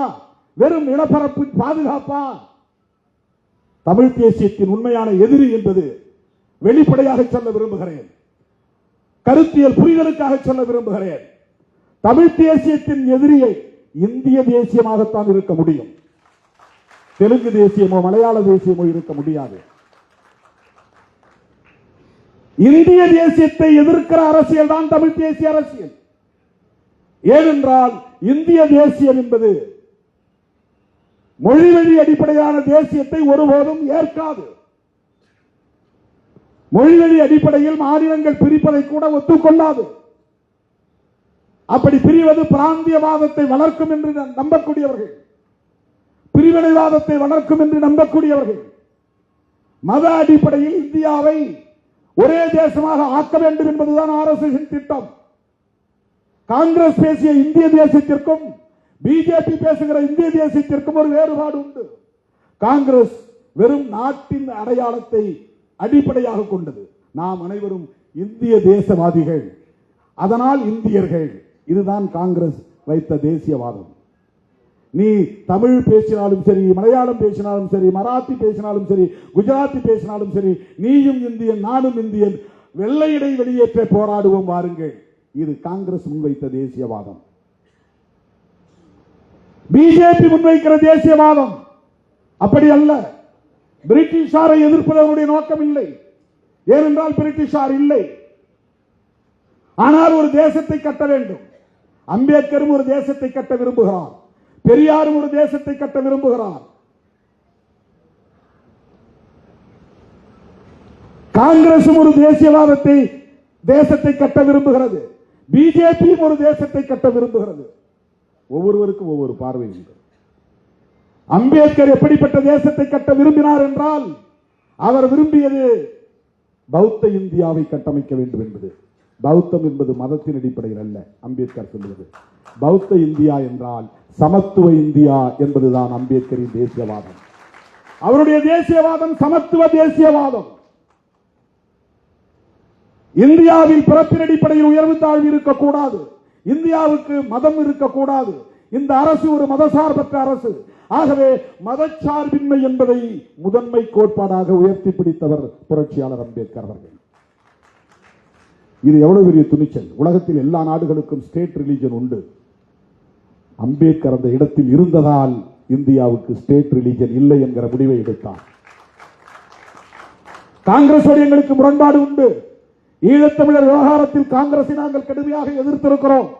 திமுக கூட்டணியில் இருந்து விடுதலை சிறுத்தைகளை வெளியேற்றுங்கள் என்று 2009 தேர்தலின் போது வேலூர் ஞானசேகரன் போன்றவர்கள் சட்டப்பேரவையிலேயே என்னை பெயரை சொல்லி எதிர்த்து பேசியது இன்றைக்கும் அவை குறிப்பில் இருக்கிறது. போகிற இடங்களில் எல்லாம் பேச்சாளர்கள் பத்திரிகையாளர்கள் மத்தியிலே திருமாவளவனை வெளியேற்ற வேண்டும், அவன் புலிகளின் ஆதரவாளன் என்று பேசினார்கள். கருத்துரிமை மாநாடு புல்லாரத்தி அவனியூரில் நடத்திய போது அந்த மாநாட்டுக்கு தடை விதிக்க வேண்டும் என்று பேசிய இயக்கம் காங்கிரஸ். ஏனென்றால் நாங்கள் புலிகளின் ஆதரவாளர்கள் என்பதால் மட்டுமே. அப்படி காங்கிரஸோடு எங்களுக்கு பல முரண்பாடுகள் உண்டு. காந்தியோடு முரண்பாடுகள் உண்டு. ஆனாலும் இன்றைக்கு காங்கிரஸோடும் காந்தியோடும் நாங்கள் ஒரு உறவை பேணுகிறோம் என்று சொன்னால் அதற்கு காரணம் அம்பேத்கர் முன்மொழிந்த மத சார்பின்மைக்கு காந்தியடிகளும் பண்டித ஜவஹர்லால் நேரு அவர்களும் இந்திரா காந்தி அம்மையார் அவர்களும் அவருடைய வாரிசு ராஜீவ் காந்தி அவர்களும் ஒரே நிலைப்பாட்டில் உறுதிப்பாட்டோடு இருந்தார்கள் என்பதுதான். இந்தியாவுக்கு நோ ஸ்டேட் ரிலீஜன். இந்தியாவுக்கு ஒரு அரச மதம் வேண்டாம். இந்திய அரசுக்கு ஒரு மதசார்பு அடையாளம் தேவையில்லை. இது மதசார்பற்ற அரசு. இந்த கருத்திலே அம்பேத்கர் அவர்களுக்கு ஒத்துழைத்தது நேருவும் காந்தியும். காந்தியடிகள் ஒரு மதவாதி தான், சனாதனவாதி தான். தன்னைத்தானே அப்படித்தான் அவர் அடையாளப்படுத்திக் கொண்டார். சனாதன தர்மத்தின் மீது எனக்கு நம்பிக்கை உண்டு என்று சொன்னார். பிறப்பின் அடிப்படையில் இந்த தீண்டாமை கூடாதே தவிர பாகுபாட்டை நாம் தவிர்க்க முடியாது. இது கர்மத்தின் வினைப்பயன் என்று சொன்னவர் காந்தியடிகள்.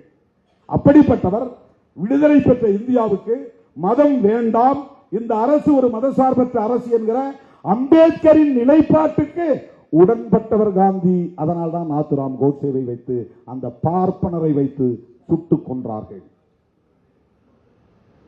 காந்தியடிகளை சுட்டுக் கொன்றது ஒரு பார்ப்பனர். RSS இந்து மகா சபை ரெண்டும் ஒன்றுதான். வெவ்வேறு இயக்கமா இருந்தாலும் ரெண்டும் ஒன்றுதான். மதசார்பின்மை. அம்பேத்கர் விரும்பிய தேசியவாதம் சமத்துவ தேசியவாதம். தந்தை பெரியார் விரும்பிய தேசியவாதம். இந்தியாங்கிற ஒரே நாடு இருந்தாலும், அல்லது திராவிட நாடாக இருந்தாலும், அல்லது தமிழ்நாடாக இருந்தாலும் அவருடைய ஒரே கண்டிஷன் ஜாதி ஒழியணும். ஜாதி ஒழிந்த திராவிட நாடு. ஏன்னா அவன் வடநாட்டுக்காரனோடு அவன் சேர்ந்திருந்தா அவனுடைய புராண குப்பைகள்லாம் இங்க வந்து சேருது. அவன் ஆக்கிரமிப்பு பண்றான். அவன்கிட்ட நாம விடுபடுவோம், உடைச்சிக்கு வெளியே வருவோம். நாம தட்சிண இந்தியா, தட்சிண இந்தியா, தென்னிந்தியா, தட்சிணம் என்றால் தெற்குன்னு அர்த்தம். தட்சிண இந்தியா, தட்சிண பாரத். பாரத்ங்கிற சொல்ல அம்பேத்கருக்கு உடன்பாடே கிடையாது. பாரதம் அவர் சொல்ல விரும்பல. இவங்கெல்லாம் கட்டாயப்படுத்தி இந்தியா அல்லது பாரத் அப்படின்னு எழுத வச்சாங்க. பாரதம் என்கிற சொல்லே மகாபாரதத்தை அடையாளப்படுத்துவது அல்லது பரதன் ஆண்ட தேசம் இது என்கிற கதையை புராணத்தை புனைவை ஒத்துக்கொள்வது என்று கருதி இந்த பெயரை அவர் விரும்பவில்லை. இந்தியா என்பது ஆங்கில பெயர், அதனால் அது கூடாது என்றார்கள் அப்போதே. இன்னைக்கு இருக்கிற RSS இல்ல, அப்ப யாரும் இல்ல. அப்பவே இந்த மாதிரி இயக்கம் கிடையாது, பிஜேபி கிடையாது. அப்ப இருந்த அதிதீவிர இந்துத்துவ சக்திகள், சனாதன சக்திகள் இந்துஸ்தான் என்று இந்த நாட்டுக்கு பெயர் சூட்ட வேண்டும் என்ற கோரிக்கையை எழுப்பி அவர்கள் வாதிட்டுக் கொண்டிருந்த நேரத்தில் தான் முதல்ல முஸ்லிம்கள் கேட்கல தனிநாடு. இந்தியாவுக்கு இந்துஸ்தான் பெயர் வைக்க சொல்லி இந்துத்துவ சக்திகள் போராடிய பிறகுதான் முஸ்லிம்களுக்கு அந்த எண்ணம் வருது. சரி, எங்களுக்கு பாகிஸ்தான் கொடுங்கன்னு கேட்டாங்க. அதுவரையிலும் அவங்க முதல்ல இந்த நாட்டை பிரிக்கணும் முயற்சி பண்ணல. இந்த நாட்டை இந்துக்களின் தேசம்னு மாத்துறதுக்கு முயற்சி செய்த போது அப்படின்னா எங்களுக்கு தனியா கொடுத்துருங்க, நாங்க போயிடுறோம் அப்படிங்கிற சிந்தனை ஜின்னாவுக்கு உதித்தது இவர்களால் தான். அம்பேத்கர் பேசிய தேசியவாதம் சமத்துவ தேசியவாதம், பெரியார் பேசிய தேசியவாதம். ஒரு கட்டத்தில் தமிழ்நாடு தமிழருக்கேங்கிறார், இன்னொரு கட்டத்தில் திராவிட நாடு கோரிக்கை வைக்கிறார், இன்னொரு கட்டத்தில் இந்தியாவில் பார்ப்பனர்கள் தவிர அத்தனை பேரும் திராவிடர் தாயா, சாதி ஒழிப்பை ஏற்றுக்கிறவன் எல்லாம் ஒன்னா சேருவாங்க அப்படின்னு சொன்னார்.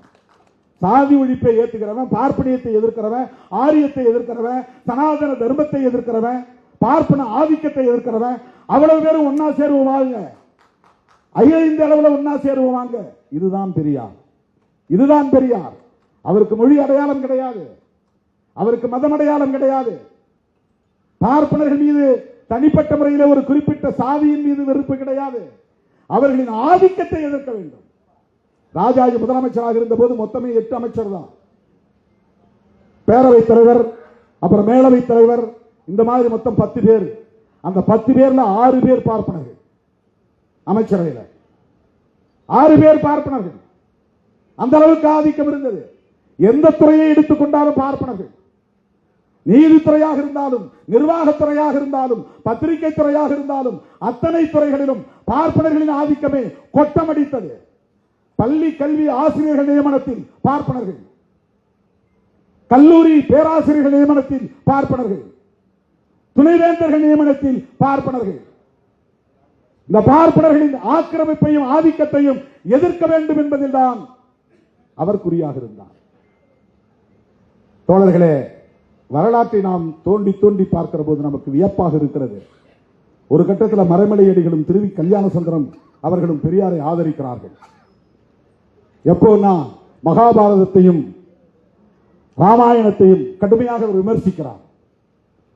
கவனமாக கேளுங்க, இதெல்லாம் ரொம்ப முக்கியமான அரசியல். ஏனென்றால் சனாதன சக்திகள் நாளுக்கு நாள் இங்கே வலுப்பெற்று வருகிறார்கள். அதற்கு காரணம் மாப்போசியின் வாரிசுகள் மறுபடியும் இங்கே வலுப்பெற்று விட்டார்கள். அதுதான் அடிப்படை. மாப்போசி பெரியவர் தான், அவருடைய தியாகமும் போற்றுதலுக்குரியதுதான். ஆனாலும் அவர் அன்றைக்கு பார்ப்பன ஆதிக்கத்தை எதிர்க்காமல் மொழி அடிப்படையிலே தனித்தமிழ் அரசு வேண்டும் என்ற கோரிக்கையை முன்வைத்தவர், மறந்துவிடக் கூடாது. அவருக்கு இந்துத்துவ எதிர்ப்போ, பார்ப்பன ஆதிக்க எதிர்ப்போ அல்லது பார்ப்பனிய கோட்பாட்டு எதிர்ப்போ அவருக்கு இல்லை. இதுதான் பெரியார் மாறுபடுகிறார், இதெல்லாம் அவர் வேறுபடுகிறார். பெரியார் ராமாயணத்தை எதிர்த்த போது, பெரியார் மகாபாரதத்தை எதிர்த்த போது ஆதரித்த மறைமலையடிகள், திருவி கல்யாண சுந்தரம் போன்றவர்கள் தன்னை ஆதரிக்கிறார்கள் என்று இவரும் மகிழ்ச்சியில் இருந்தார். அதன் பிறகு அவருக்கு புரிஞ்சிட்டு எப்படின்னா, சைவம் ஒரு கட்டத்தில் மகாபாரதத்தையும் ராமாயணத்தையும் எதிர்க்கிற முயற்சி எடுத்தது. இவர்கள் தங்களை சைவர்களாக உணர்ந்து கொண்டு சைவ இலக்கியங்களுக்கு வலு தேடுவதற்காக நம்முடைய இந்த எதிர்ப்பை அவர்கள் ஆதரிக்கிறார்கள் அப்படின்னு புரிந்து கொண்டு சைவ இலக்கியங்களை விமர்சிக்க தொடங்கினார். தேவாரம், பன்னிரு திருமுறை, ஆழ்வார்களுடைய பாசுரங்கள், இவற்றையெல்லாம் கடுமையாக விமர்சிக்க தொடங்கினார். உடனே மறைமலையடிகளும் திருவிக்காவும் பின்வாங்கிக் கொண்டார்கள். பெரியாரை விமர்சிக்க தொடங்கிட்டாங்க. இந்த அரசியலை புரிஞ்சுங்க. பெரியார் எப்படி செயல்பட்டார் என்பதற்கு இது ஒரு சான்று.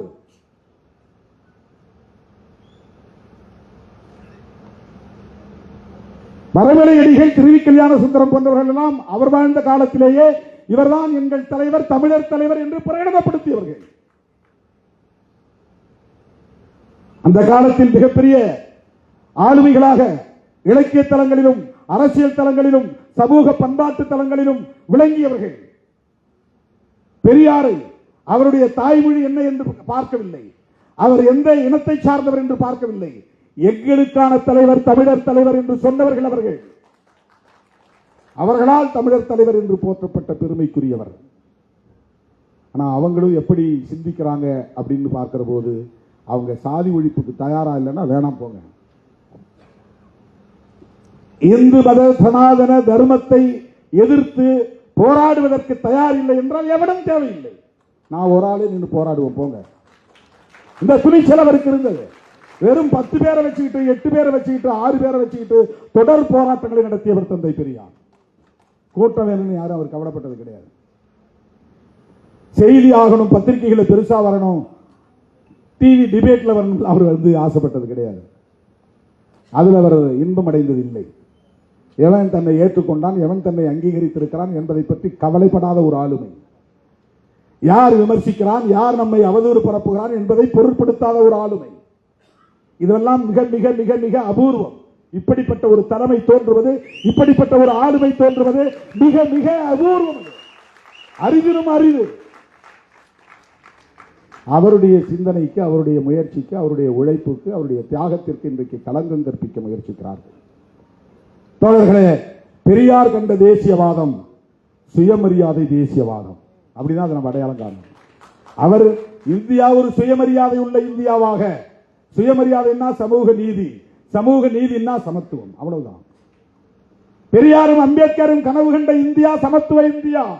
அவர்கள் முன்மொழிந்த தேசியவாதம் சமத்துவ தேசியவாதம், அவ்வளவுதான். மொழி உணர்வு அடிப்படையில், இன உணர்வு அடிப்படையில் அவர் நாங்க தமிழ அப்படின்லாம் அவர் பராக்கிரமத்தை காட்டவில்லை. அப்படி யாருக்கும் அவருக்கு நாடகம் ஆட வேண்டும்ங்கிற தேவையில்லை.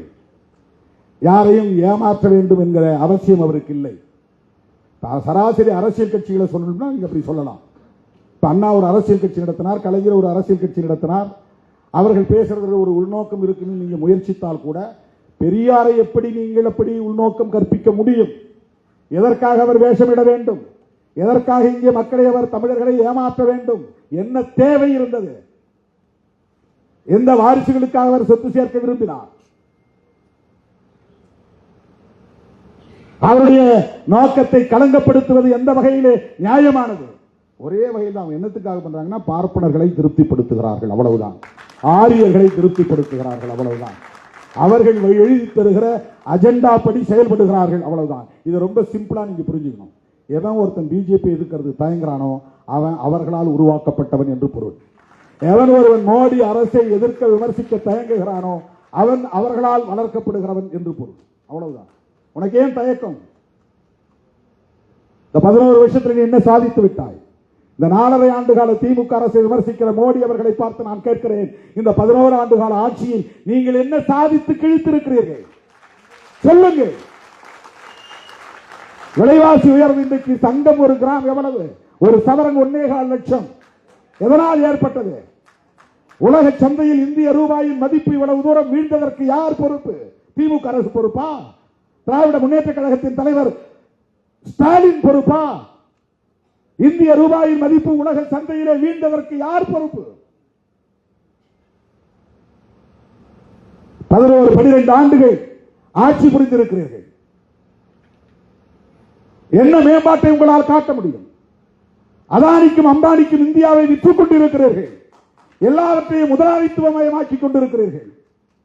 ஒருபுறம் கார்பரேட் மயம், இன்னொரு புறம் சனாதன மயம். இதுதான் பிஜேபி ஆட்சி. முஸ்லிம் வெறுப்பு, சிறுபான்மை மக்களுக்கு எதிரான அச்சுறுத்தல், பாபர் மசூதி இடிப்பு, திருப்பரங்குன்றத்திலே மதவாத அரசியல். என்ன செய்து கிழித்து விட்டீர்கள்? என்ன சாதனையை உங்களால் அடுக்க முடியும்? 4.5 ஆண்டு கால திமுக அரசை விமர்சிப்பது எந்த அடிப்படையில் என்பதை உங்களால் சொல்ல முடியுமா? வெறும் தேர்தல் நோக்கம்தான், அரசியல் ஆதாயம் தான்.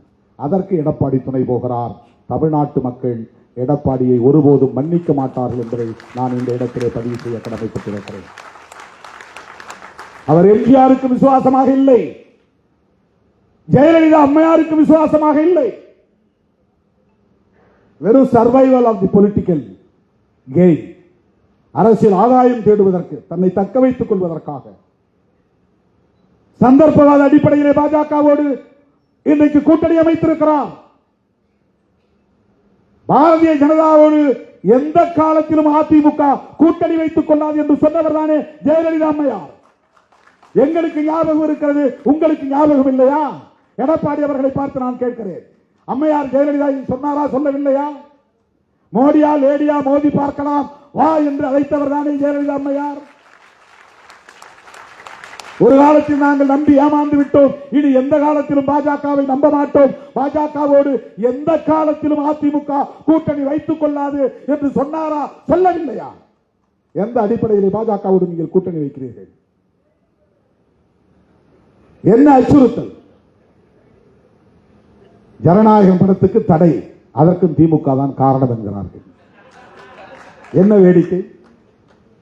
அவர் இங்கே ஆட்சியை பிடிக்கப் போவதாக ஆட்டம் போடுகிறார். பிஜேபியை எதிர்த்து ஏன் அறிக்கை விட வேண்டியதுதானே? சென்சார் போர்டை யார் கட்டுப்படுத்துவது? நீதிமன்றத்திலே உமக்கு எதிராக வழக்கு தீர்ப்பை தருவது யார்? அதற்கும் திமுக அரசுக்கும் என்ன சம்பந்தம்? ஏன் பிஜேபியை எதிர்க்க முடியவில்லை? ஏன் மோடியை எதிர்க்க முடியவில்லை? இன்னும் தேர்தலுக்கே நீங்கள் வரவில்லை, அதற்குள்ளேயே இவ்வளவு பயந்தால் எப்படி எதிர்காலத்தில் நீங்கள் அரசியல் செய்ய போகிறீர்கள்? யாரை கண்டு அஞ்சுகிறீர்கள்? எதற்காக அஞ்சுகிறீர்கள்? இந்த துணிச்சல் இல்லை. இந்தியாவிலேயே இன்றைக்கு 2 மாநிலம் தான், தமிழ்நாடும் கேரளாவும் தான் மோடி எதிர்ப்பில், பாஜக எதிர்ப்பில், RSS எதிர்ப்பில் இன்றைக்கு உடும்பு பிடியாக இருக்கிற மாநிலங்கள். கர்நாடகாவும் மேற்கு வங்கத்தில் கூட மாறி மாறி வரும், தெலுங்கானாவில் கூட மாறி மாறி வரலாம். எனக்கு தெரிஞ்ச 2001 எவ்வளவோ முயற்சியை மேற்கொண்டு வருகிறார்கள். நீங்க பிஜேபியோடு கூட்டணி வைக்கலையா? அப்பெல்லாம் பிஜேபி யாருக்குமே தெரியாது. தமிழ்நாட்டில் திமுக கூட்டணியில் பிஜேபி இருந்துதான் கூட பல பேருக்கு தெரியாது. அப்படி ஒரு கட்சி. அவங்க ஓட்டு போட்டு நான் எம்எல்ஏ ஆனா,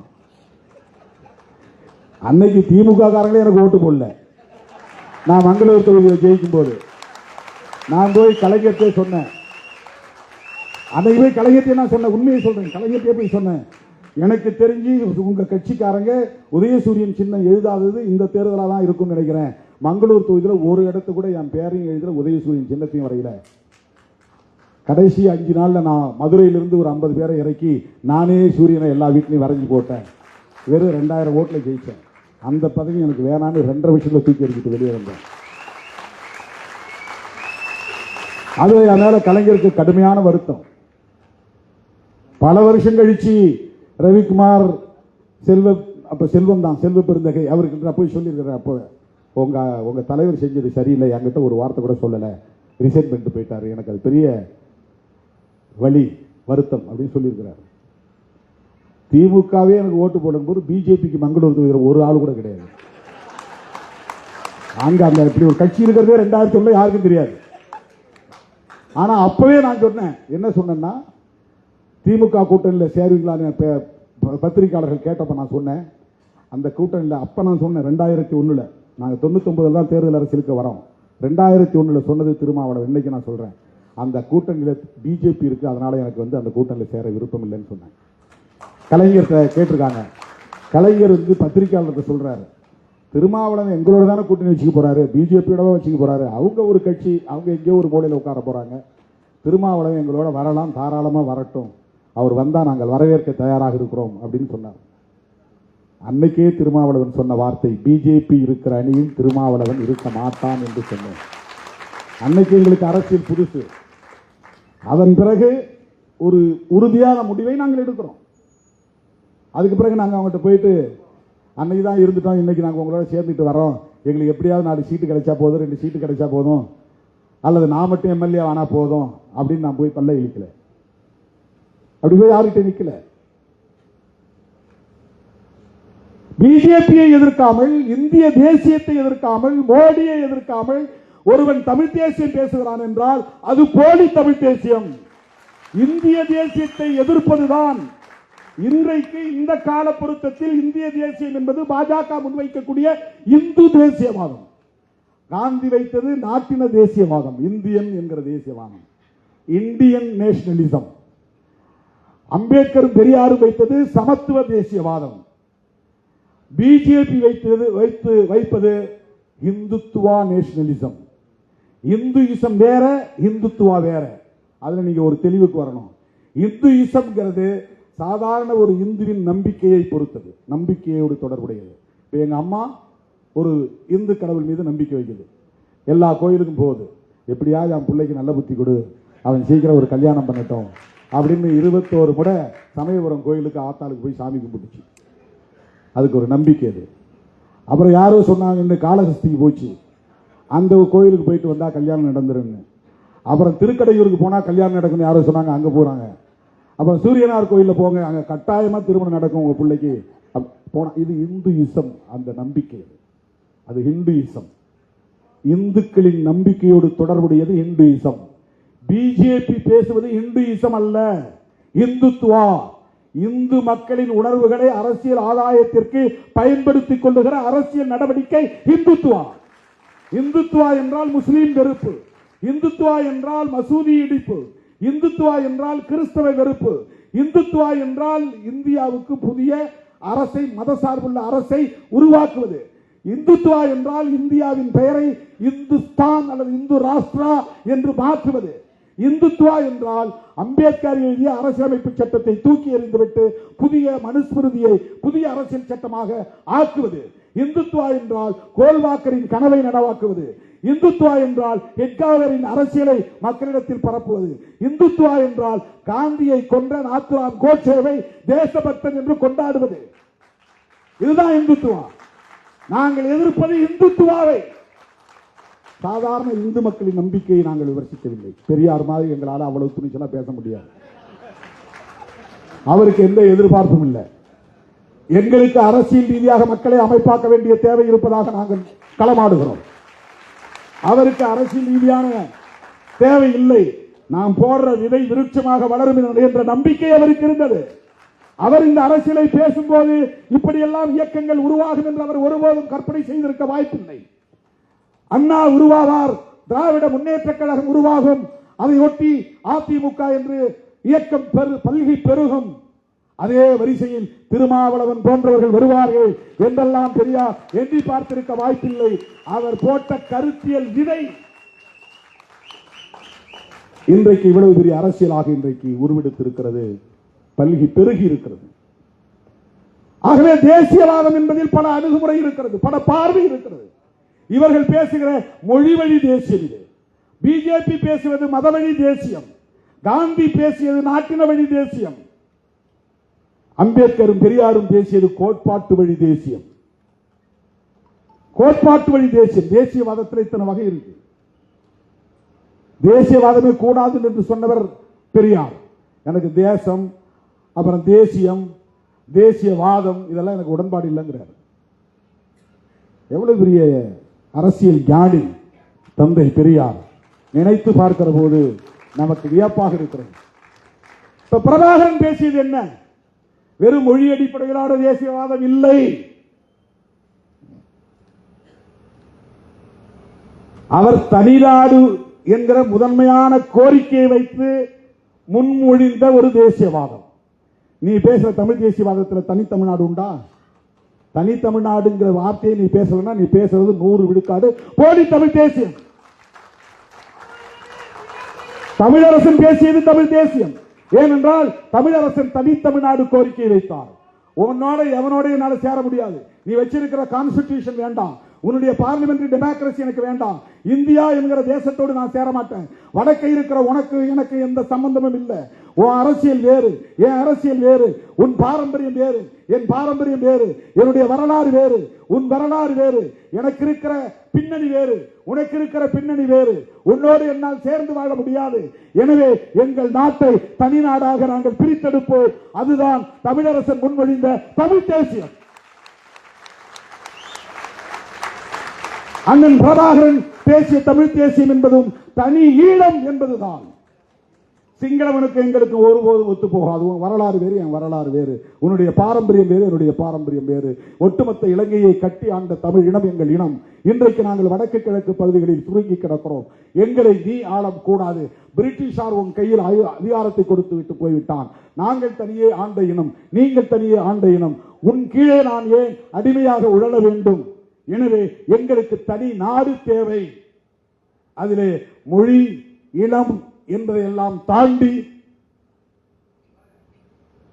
கலாச்சாரம், எங்களுக்கான சாதியற்ற சனாதன தர்மமற்ற ஒரு பண்பாடு உண்டு என்கிற அடிப்படையிலான கோரிக்கை. அதுதான் தமிழீழ தேசியவாதம். வெறும் தமிழன் என்கிற அடிப்படையிலே அவர் விழுந்ததில்லை. நீ பேசுகிற தமிழ் தேசியம் எப்படிப்பட்டது? நாங்க தமிழ் தேசியம் பேசுறோம். தமிழ்நாட்டில் நாங்கள் தமிழ் தேசியம் பேசுறோம். எங்களுக்கு தனித்தமிழ்நாடு உருவானால் மகிழ்ச்சி. ஆனால் நாங்கள் இந்த கோரிக்கையை முன்வைக்கவில்லை. எங்களை பொறுத்தவரையில் இந்திய அளவில் சாதியை ஒழிக்க வேண்டுமானால் இந்திய அளவில் ஒரு ஐக்கியம் தேவை. ராம்தாஸ் அத்வாலே என்ன மொழி, அது எங்களுக்கு தேவையில்லை. மாயாவதி என்ன மொழி, என்ன உணவு, என்ன உடை, என்ன கலாச்சாரம், அது எங்களுக்கு பிரச்சனை இல்லை. ஆனால் மாயாவதி அம்மையாரோடும் ராம்தாஸ் அத்வாலேயோடவும் இன்னும் இதர பிற்படுத்தப்பட்ட சமூக தலைவர்கள் லல்லு பிரசாத் யாதவ் போன்றவர்களோடும் நாங்கள் ஒரு ஐக்கியம் கட்ட விரும்புவது இந்த மண்ணில் சாதியை ஒழித்த, சனாதனத்தை ஒழித்த ஒரு சமத்துவத்தை கட்டமைக்க வேண்டும் என்பதாகத்தான். அதே வேளையில் எங்களுக்கான மொழி உரிமைகளையும், இடம் சார்ந்த கலாச்சாரம் சார்ந்த உரிமைகளையும் நாங்கள் ஒருபோதும் இழக்க மாட்டோம். அரசமைப்பு சட்டம் தருகிற அந்த சட்டப்பூர்வமான உரிமைகளை பாதுகாப்பதற்கு, மொழி இன அடிப்படையிலான உரிமைகளை வென்றெடுப்பதற்கு நாங்கள் இந்திய அரசமைப்பு சட்டத்தை ஏற்றுக்கொள்கிறோம். இந்திய அரசமைப்பு சட்டத்திற்கு உட்பட்டு சாதியை ஒழிப்பதற்கான ஐக்கியத்தை கட்டமைக்க வேண்டும் என்கிற தேவையை உணர்ந்து மொழி இன உரிமைகளை முன்வைக்கிறோம். இந்தியை திணிக்காது. அது வெறும் இந்தி என்பதற்காக அல்ல, இந்தியின் மூலம் அவன் கலாச்சாரம் இங்கே திணிக்கப்படுகிறது. இதுதான் பெரியார் பார்வை, இதுதான் சிறுத்தைகளின் பார்வை. சனாதன தர்மத்தை நாங்கள் எதிர்ப்பதற்கு காரணம் வர்ணாசிரமத்தை அது முன்மொழிகிறது. அதுதான் காரணம். வெறும் இந்துயிசம் என்கிற நம்பிக்கையை எதிர்ப்பதல்ல. சனாதன தர்மம் பிறப்பால் உயர்ந்தவன் தாழ்ந்தவன் உண்டு என்கிறது. பார்ப்பனன் மட்டுமே உயர்ந்தவன், மற்ற அத்தனை பேரும் அவனுக்கு கீழே என்று அவர்களை இழிவுபடுத்துகிற ஒரு தர்மம் தான் வர்ணாசிரம தர்மம். அந்த வர்ணாசிரம தர்மம் ஒழிக்கப்பெற வேண்டும். இதுதான் அரசியல் சார்ந்த ஒரு தேசியவாதம். ஆனால் இவர்கள் வெறும் மொழி அடிப்படையில் தங்களை அடையாளப்படுத்திக் கொண்டு பார்ப்பனர்களின் செயல் திட்டத்தை நடைமுறைப்படுத்துவதற்காக பெரியார் என்கிற பிம்பத்தின் மீது கை வைக்கிறார்கள். எலி குஞ்சு மோதி இமயம் சரியாது.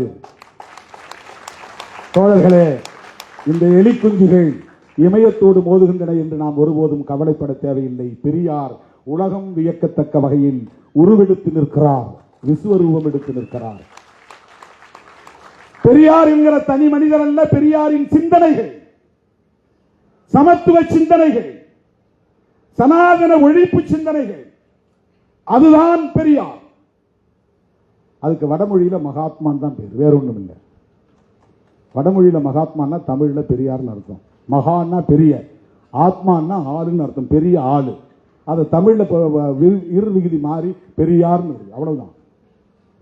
பெரியார் வடமொழியில மகாத்மா. இவர் ஒரு மாமனிதர் என்று பொருள். அதை இன்னும் தமிழ் படுத்துறா மாமனிதர். மாமனிதர் ஏன் சொல்றோம்னா மகத்தான கொள்கை கோட்பாடுகளை உயர்த்தி பிடித்தவர். அவரை அந்த காலத்திலிருந்து எதிர்த்துக் கொண்டிருக்கிறார்கள், தொடர்ந்து எதிர்த்துக் கொண்டிருக்கிறார்கள், எவ்வளவோ முயற்சித்து பார்த்தார்கள். பெரியார் 94 வயது வரையிலும் கடவுள் இல்லைன்னு சொல்லிட்டு வாழ்ந்தார். கடவுளே கடவுளே கடவுளேன்னு சொன்னவன் 30 வயசுல போனான், 40 வயசுல போனான். கோயில் குளமெல்லாம் அலைந்தவன் பாதியிலே திடீர்னு நெஞ்சு வலிக்கு குப்புறப்படுத்தி சேர்த்து போனான். ஆனா கடவுள் இல்லைடா இல்லைடா இல்லைடான்னு ஊர் புறா சொன்னவர் 94 வயது வரல இருந்தார். 94 வயது வரல இருந்தார். அந்த நிமிஷம் வரையிலும் சாதி ஒழிப்பில் அவர் உறுதியாக இருந்தார். இப்போது சொல்லுங்கள், நம் தலைவர் யார்? அந்த பிம்பத்தை அசைக்க நினைப்பவர்கள் யார்? சிறுத்தைகளின் எதிரிகள். அவங்க திக எதிரிகள் கிடையாது, திமுக எதிரிகள் கிடையாது. இன்னைக்கு நான் பிரகடனப்படுத்துகிறேன், பெரியாரை எதிர்க்கிறவன் சிறுத்தைகளின் எதிரி. பெரியார் பிம்பத்தை அசைக்க நினைக்கிறவர்கள் சிறுத்தைகளின் எதிரிகள்.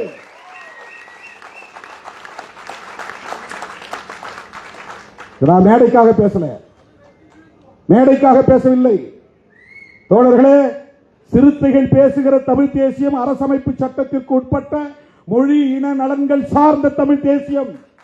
ஆனால் நீங்கள் நாடாளுமன்ற ஜனநாயகத்தை ஏற்றுக்கொள்கிறீர்கள், தேர்தலில் நிற்கிறீர்கள், ஓட்டு நாங்கள் அதிகமாக வாங்கியிருக்கிறோம் பெருமை பீற்றிக் கொள்கிறீர்கள். அரசமைப்பு சட்டத்தை ஏற்றுக்கிட்ட பிறகு தேர்தலில் நிற்கிற சூழலில் நீங்கள் பேசுவது தெலுங்கு எதிர்ப்பாகவும் கன்னட எதிர்ப்பாகவும் இருக்கிறது. இது எப்படி தமிழ் தேசியமாக இருக்க முடியும்? கன்னடம் அங்கே டெல்லியில் உட்கார்ந்து இருக்கிறார். நாட்டை ஆளக்கூடியவர்கள், இந்தியை திணிக்கக்கூடியவர்கள், சமஸ்கிருத மயத்தை நடைமுறைப்படுத்துகிறவர்கள், அம்பானி அதானியிடம் நாட்டை விற்பனை செய்து கொண்டிருப்பவர்கள். இந்திரா காந்தி காலத்தில் இந்திரா காந்தியோடு நமக்கு பல முரண்பாடுகள் இருக்கலாம். தனியார் வங்கிகளை எல்லாம் தேசியமயமாக்கினாங்க. பல துறைகளை, தனியார் துறைகளை எடுத்து அரசுடைமையாக்கி பொதுத்துறைகளாக மாற்றினாங்க. ஆனால் இவர்கள் பொதுத்துறைகளை எல்லாம் தனியார் ஒப்படைக்கிறாங்க. தனியார் மயப்படுத்துதல். காங்கிரஸ் ஆட்சி காலத்தில் தேசியமயமாக்குதல் நடந்தது, நேஷனலைசேஷன். எல்லாத்தையும் நேஷனலைசேஷன் பண்றதுதான் நேஷனலிசத்தில் ரொம்ப முக்கியமான ஒரு பங்கு. ஆனா இவர்கள் எல்லாத்தையும் பிரைவேட்டைசேஷன் பண்றாங்க, தனியார் மயப்படுத்துறாங்க. அதுவும் அவங்களுடைய பினாமிகள்கிட்ட ஒப்படைக்கிறாங்க. அதானி அம்பானி தான் ரெண்டே பேர்கிட்ட ஒட்டுமொத்த இந்தியாவை விற்றுக் கொண்டிருக்கிறார்கள். இது எப்படி உண்மையான ஒரு இந்திய தேசியமாக இருக்க முடியும்? இந்துக்களையும் ஏமாற்றுகிறார்கள். ஒரு குறிப்பிட்ட காலவரையில் திமுகவை எதிர்க்கிற காரணத்தினால், திராவிட அரசியலை பலவீனப்படுத்துவதற்கு இந்த கும்பல் பயன்படும் என்று கருதுகிற காரணத்தினால் அவர்கள் இதை ஊக்கப்படுத்துகிறார்கள். ஆனால் திமுக ஒருவேளை பலவீனப்பட்டு போனால், திராவிடர் கழகம் ஒருவேளை பலவீனப்பட்டு போனால், அதன் பிறகு அவர்கள் அழிக்க துணிவது தமிழ் தேசியம் பேசுகிற சக்திகளை தான் அழிப்பார்கள். ஞாபகத்திலே வைத்துக் கொள்ளுங்கள். மொழி வழி தேசியத்தை எதிர்க்கிற மத வழி தேசியத்தை எதிர்க்க வேண்டும். அதுதான் தமிழ் தேசியம். இல்லை என்றால் தனி தமிழ்நாடு கோரிக்கையை வைக்க வேண்டும். அதுதான் தமிழ் தேசியம். தங்களுடைய இந்துத்துவ தேசியத்திற்கு பிரபாகரன் அவர்களை துணைக்கு இழுக்கக்கூடாது, அவரை களங்கப்படுத்தக்கூடாது. அவர் பெரியாருக்கு எதிரானவர், திராவிடத்திற்கு எதிரானவர், திராவிட அரசியலுக்கு எதிரானவர் அல்லது திராவிட கட்சிகளுக்கு எதிரானவர் என்பதை போன்ற ஒரு பிரிவுவாத அரசியலை இந்த மண்ணில் விதைப்பது மிகவும் ஆபத்தானது. அதை விடுதலை சிறுத்தைகள் வேடிக்கை பார்க்க மாட்டோம். எப்போதும் சொல்லுவது போல் சொல்லுகிறேன், தேர்தலில் நின்றாலும் நிற்காவிட்டாலும் நாங்கள் இந்த நிலைப்பாட்டில் எப்போதும் உறுதியாக இருப்போம்.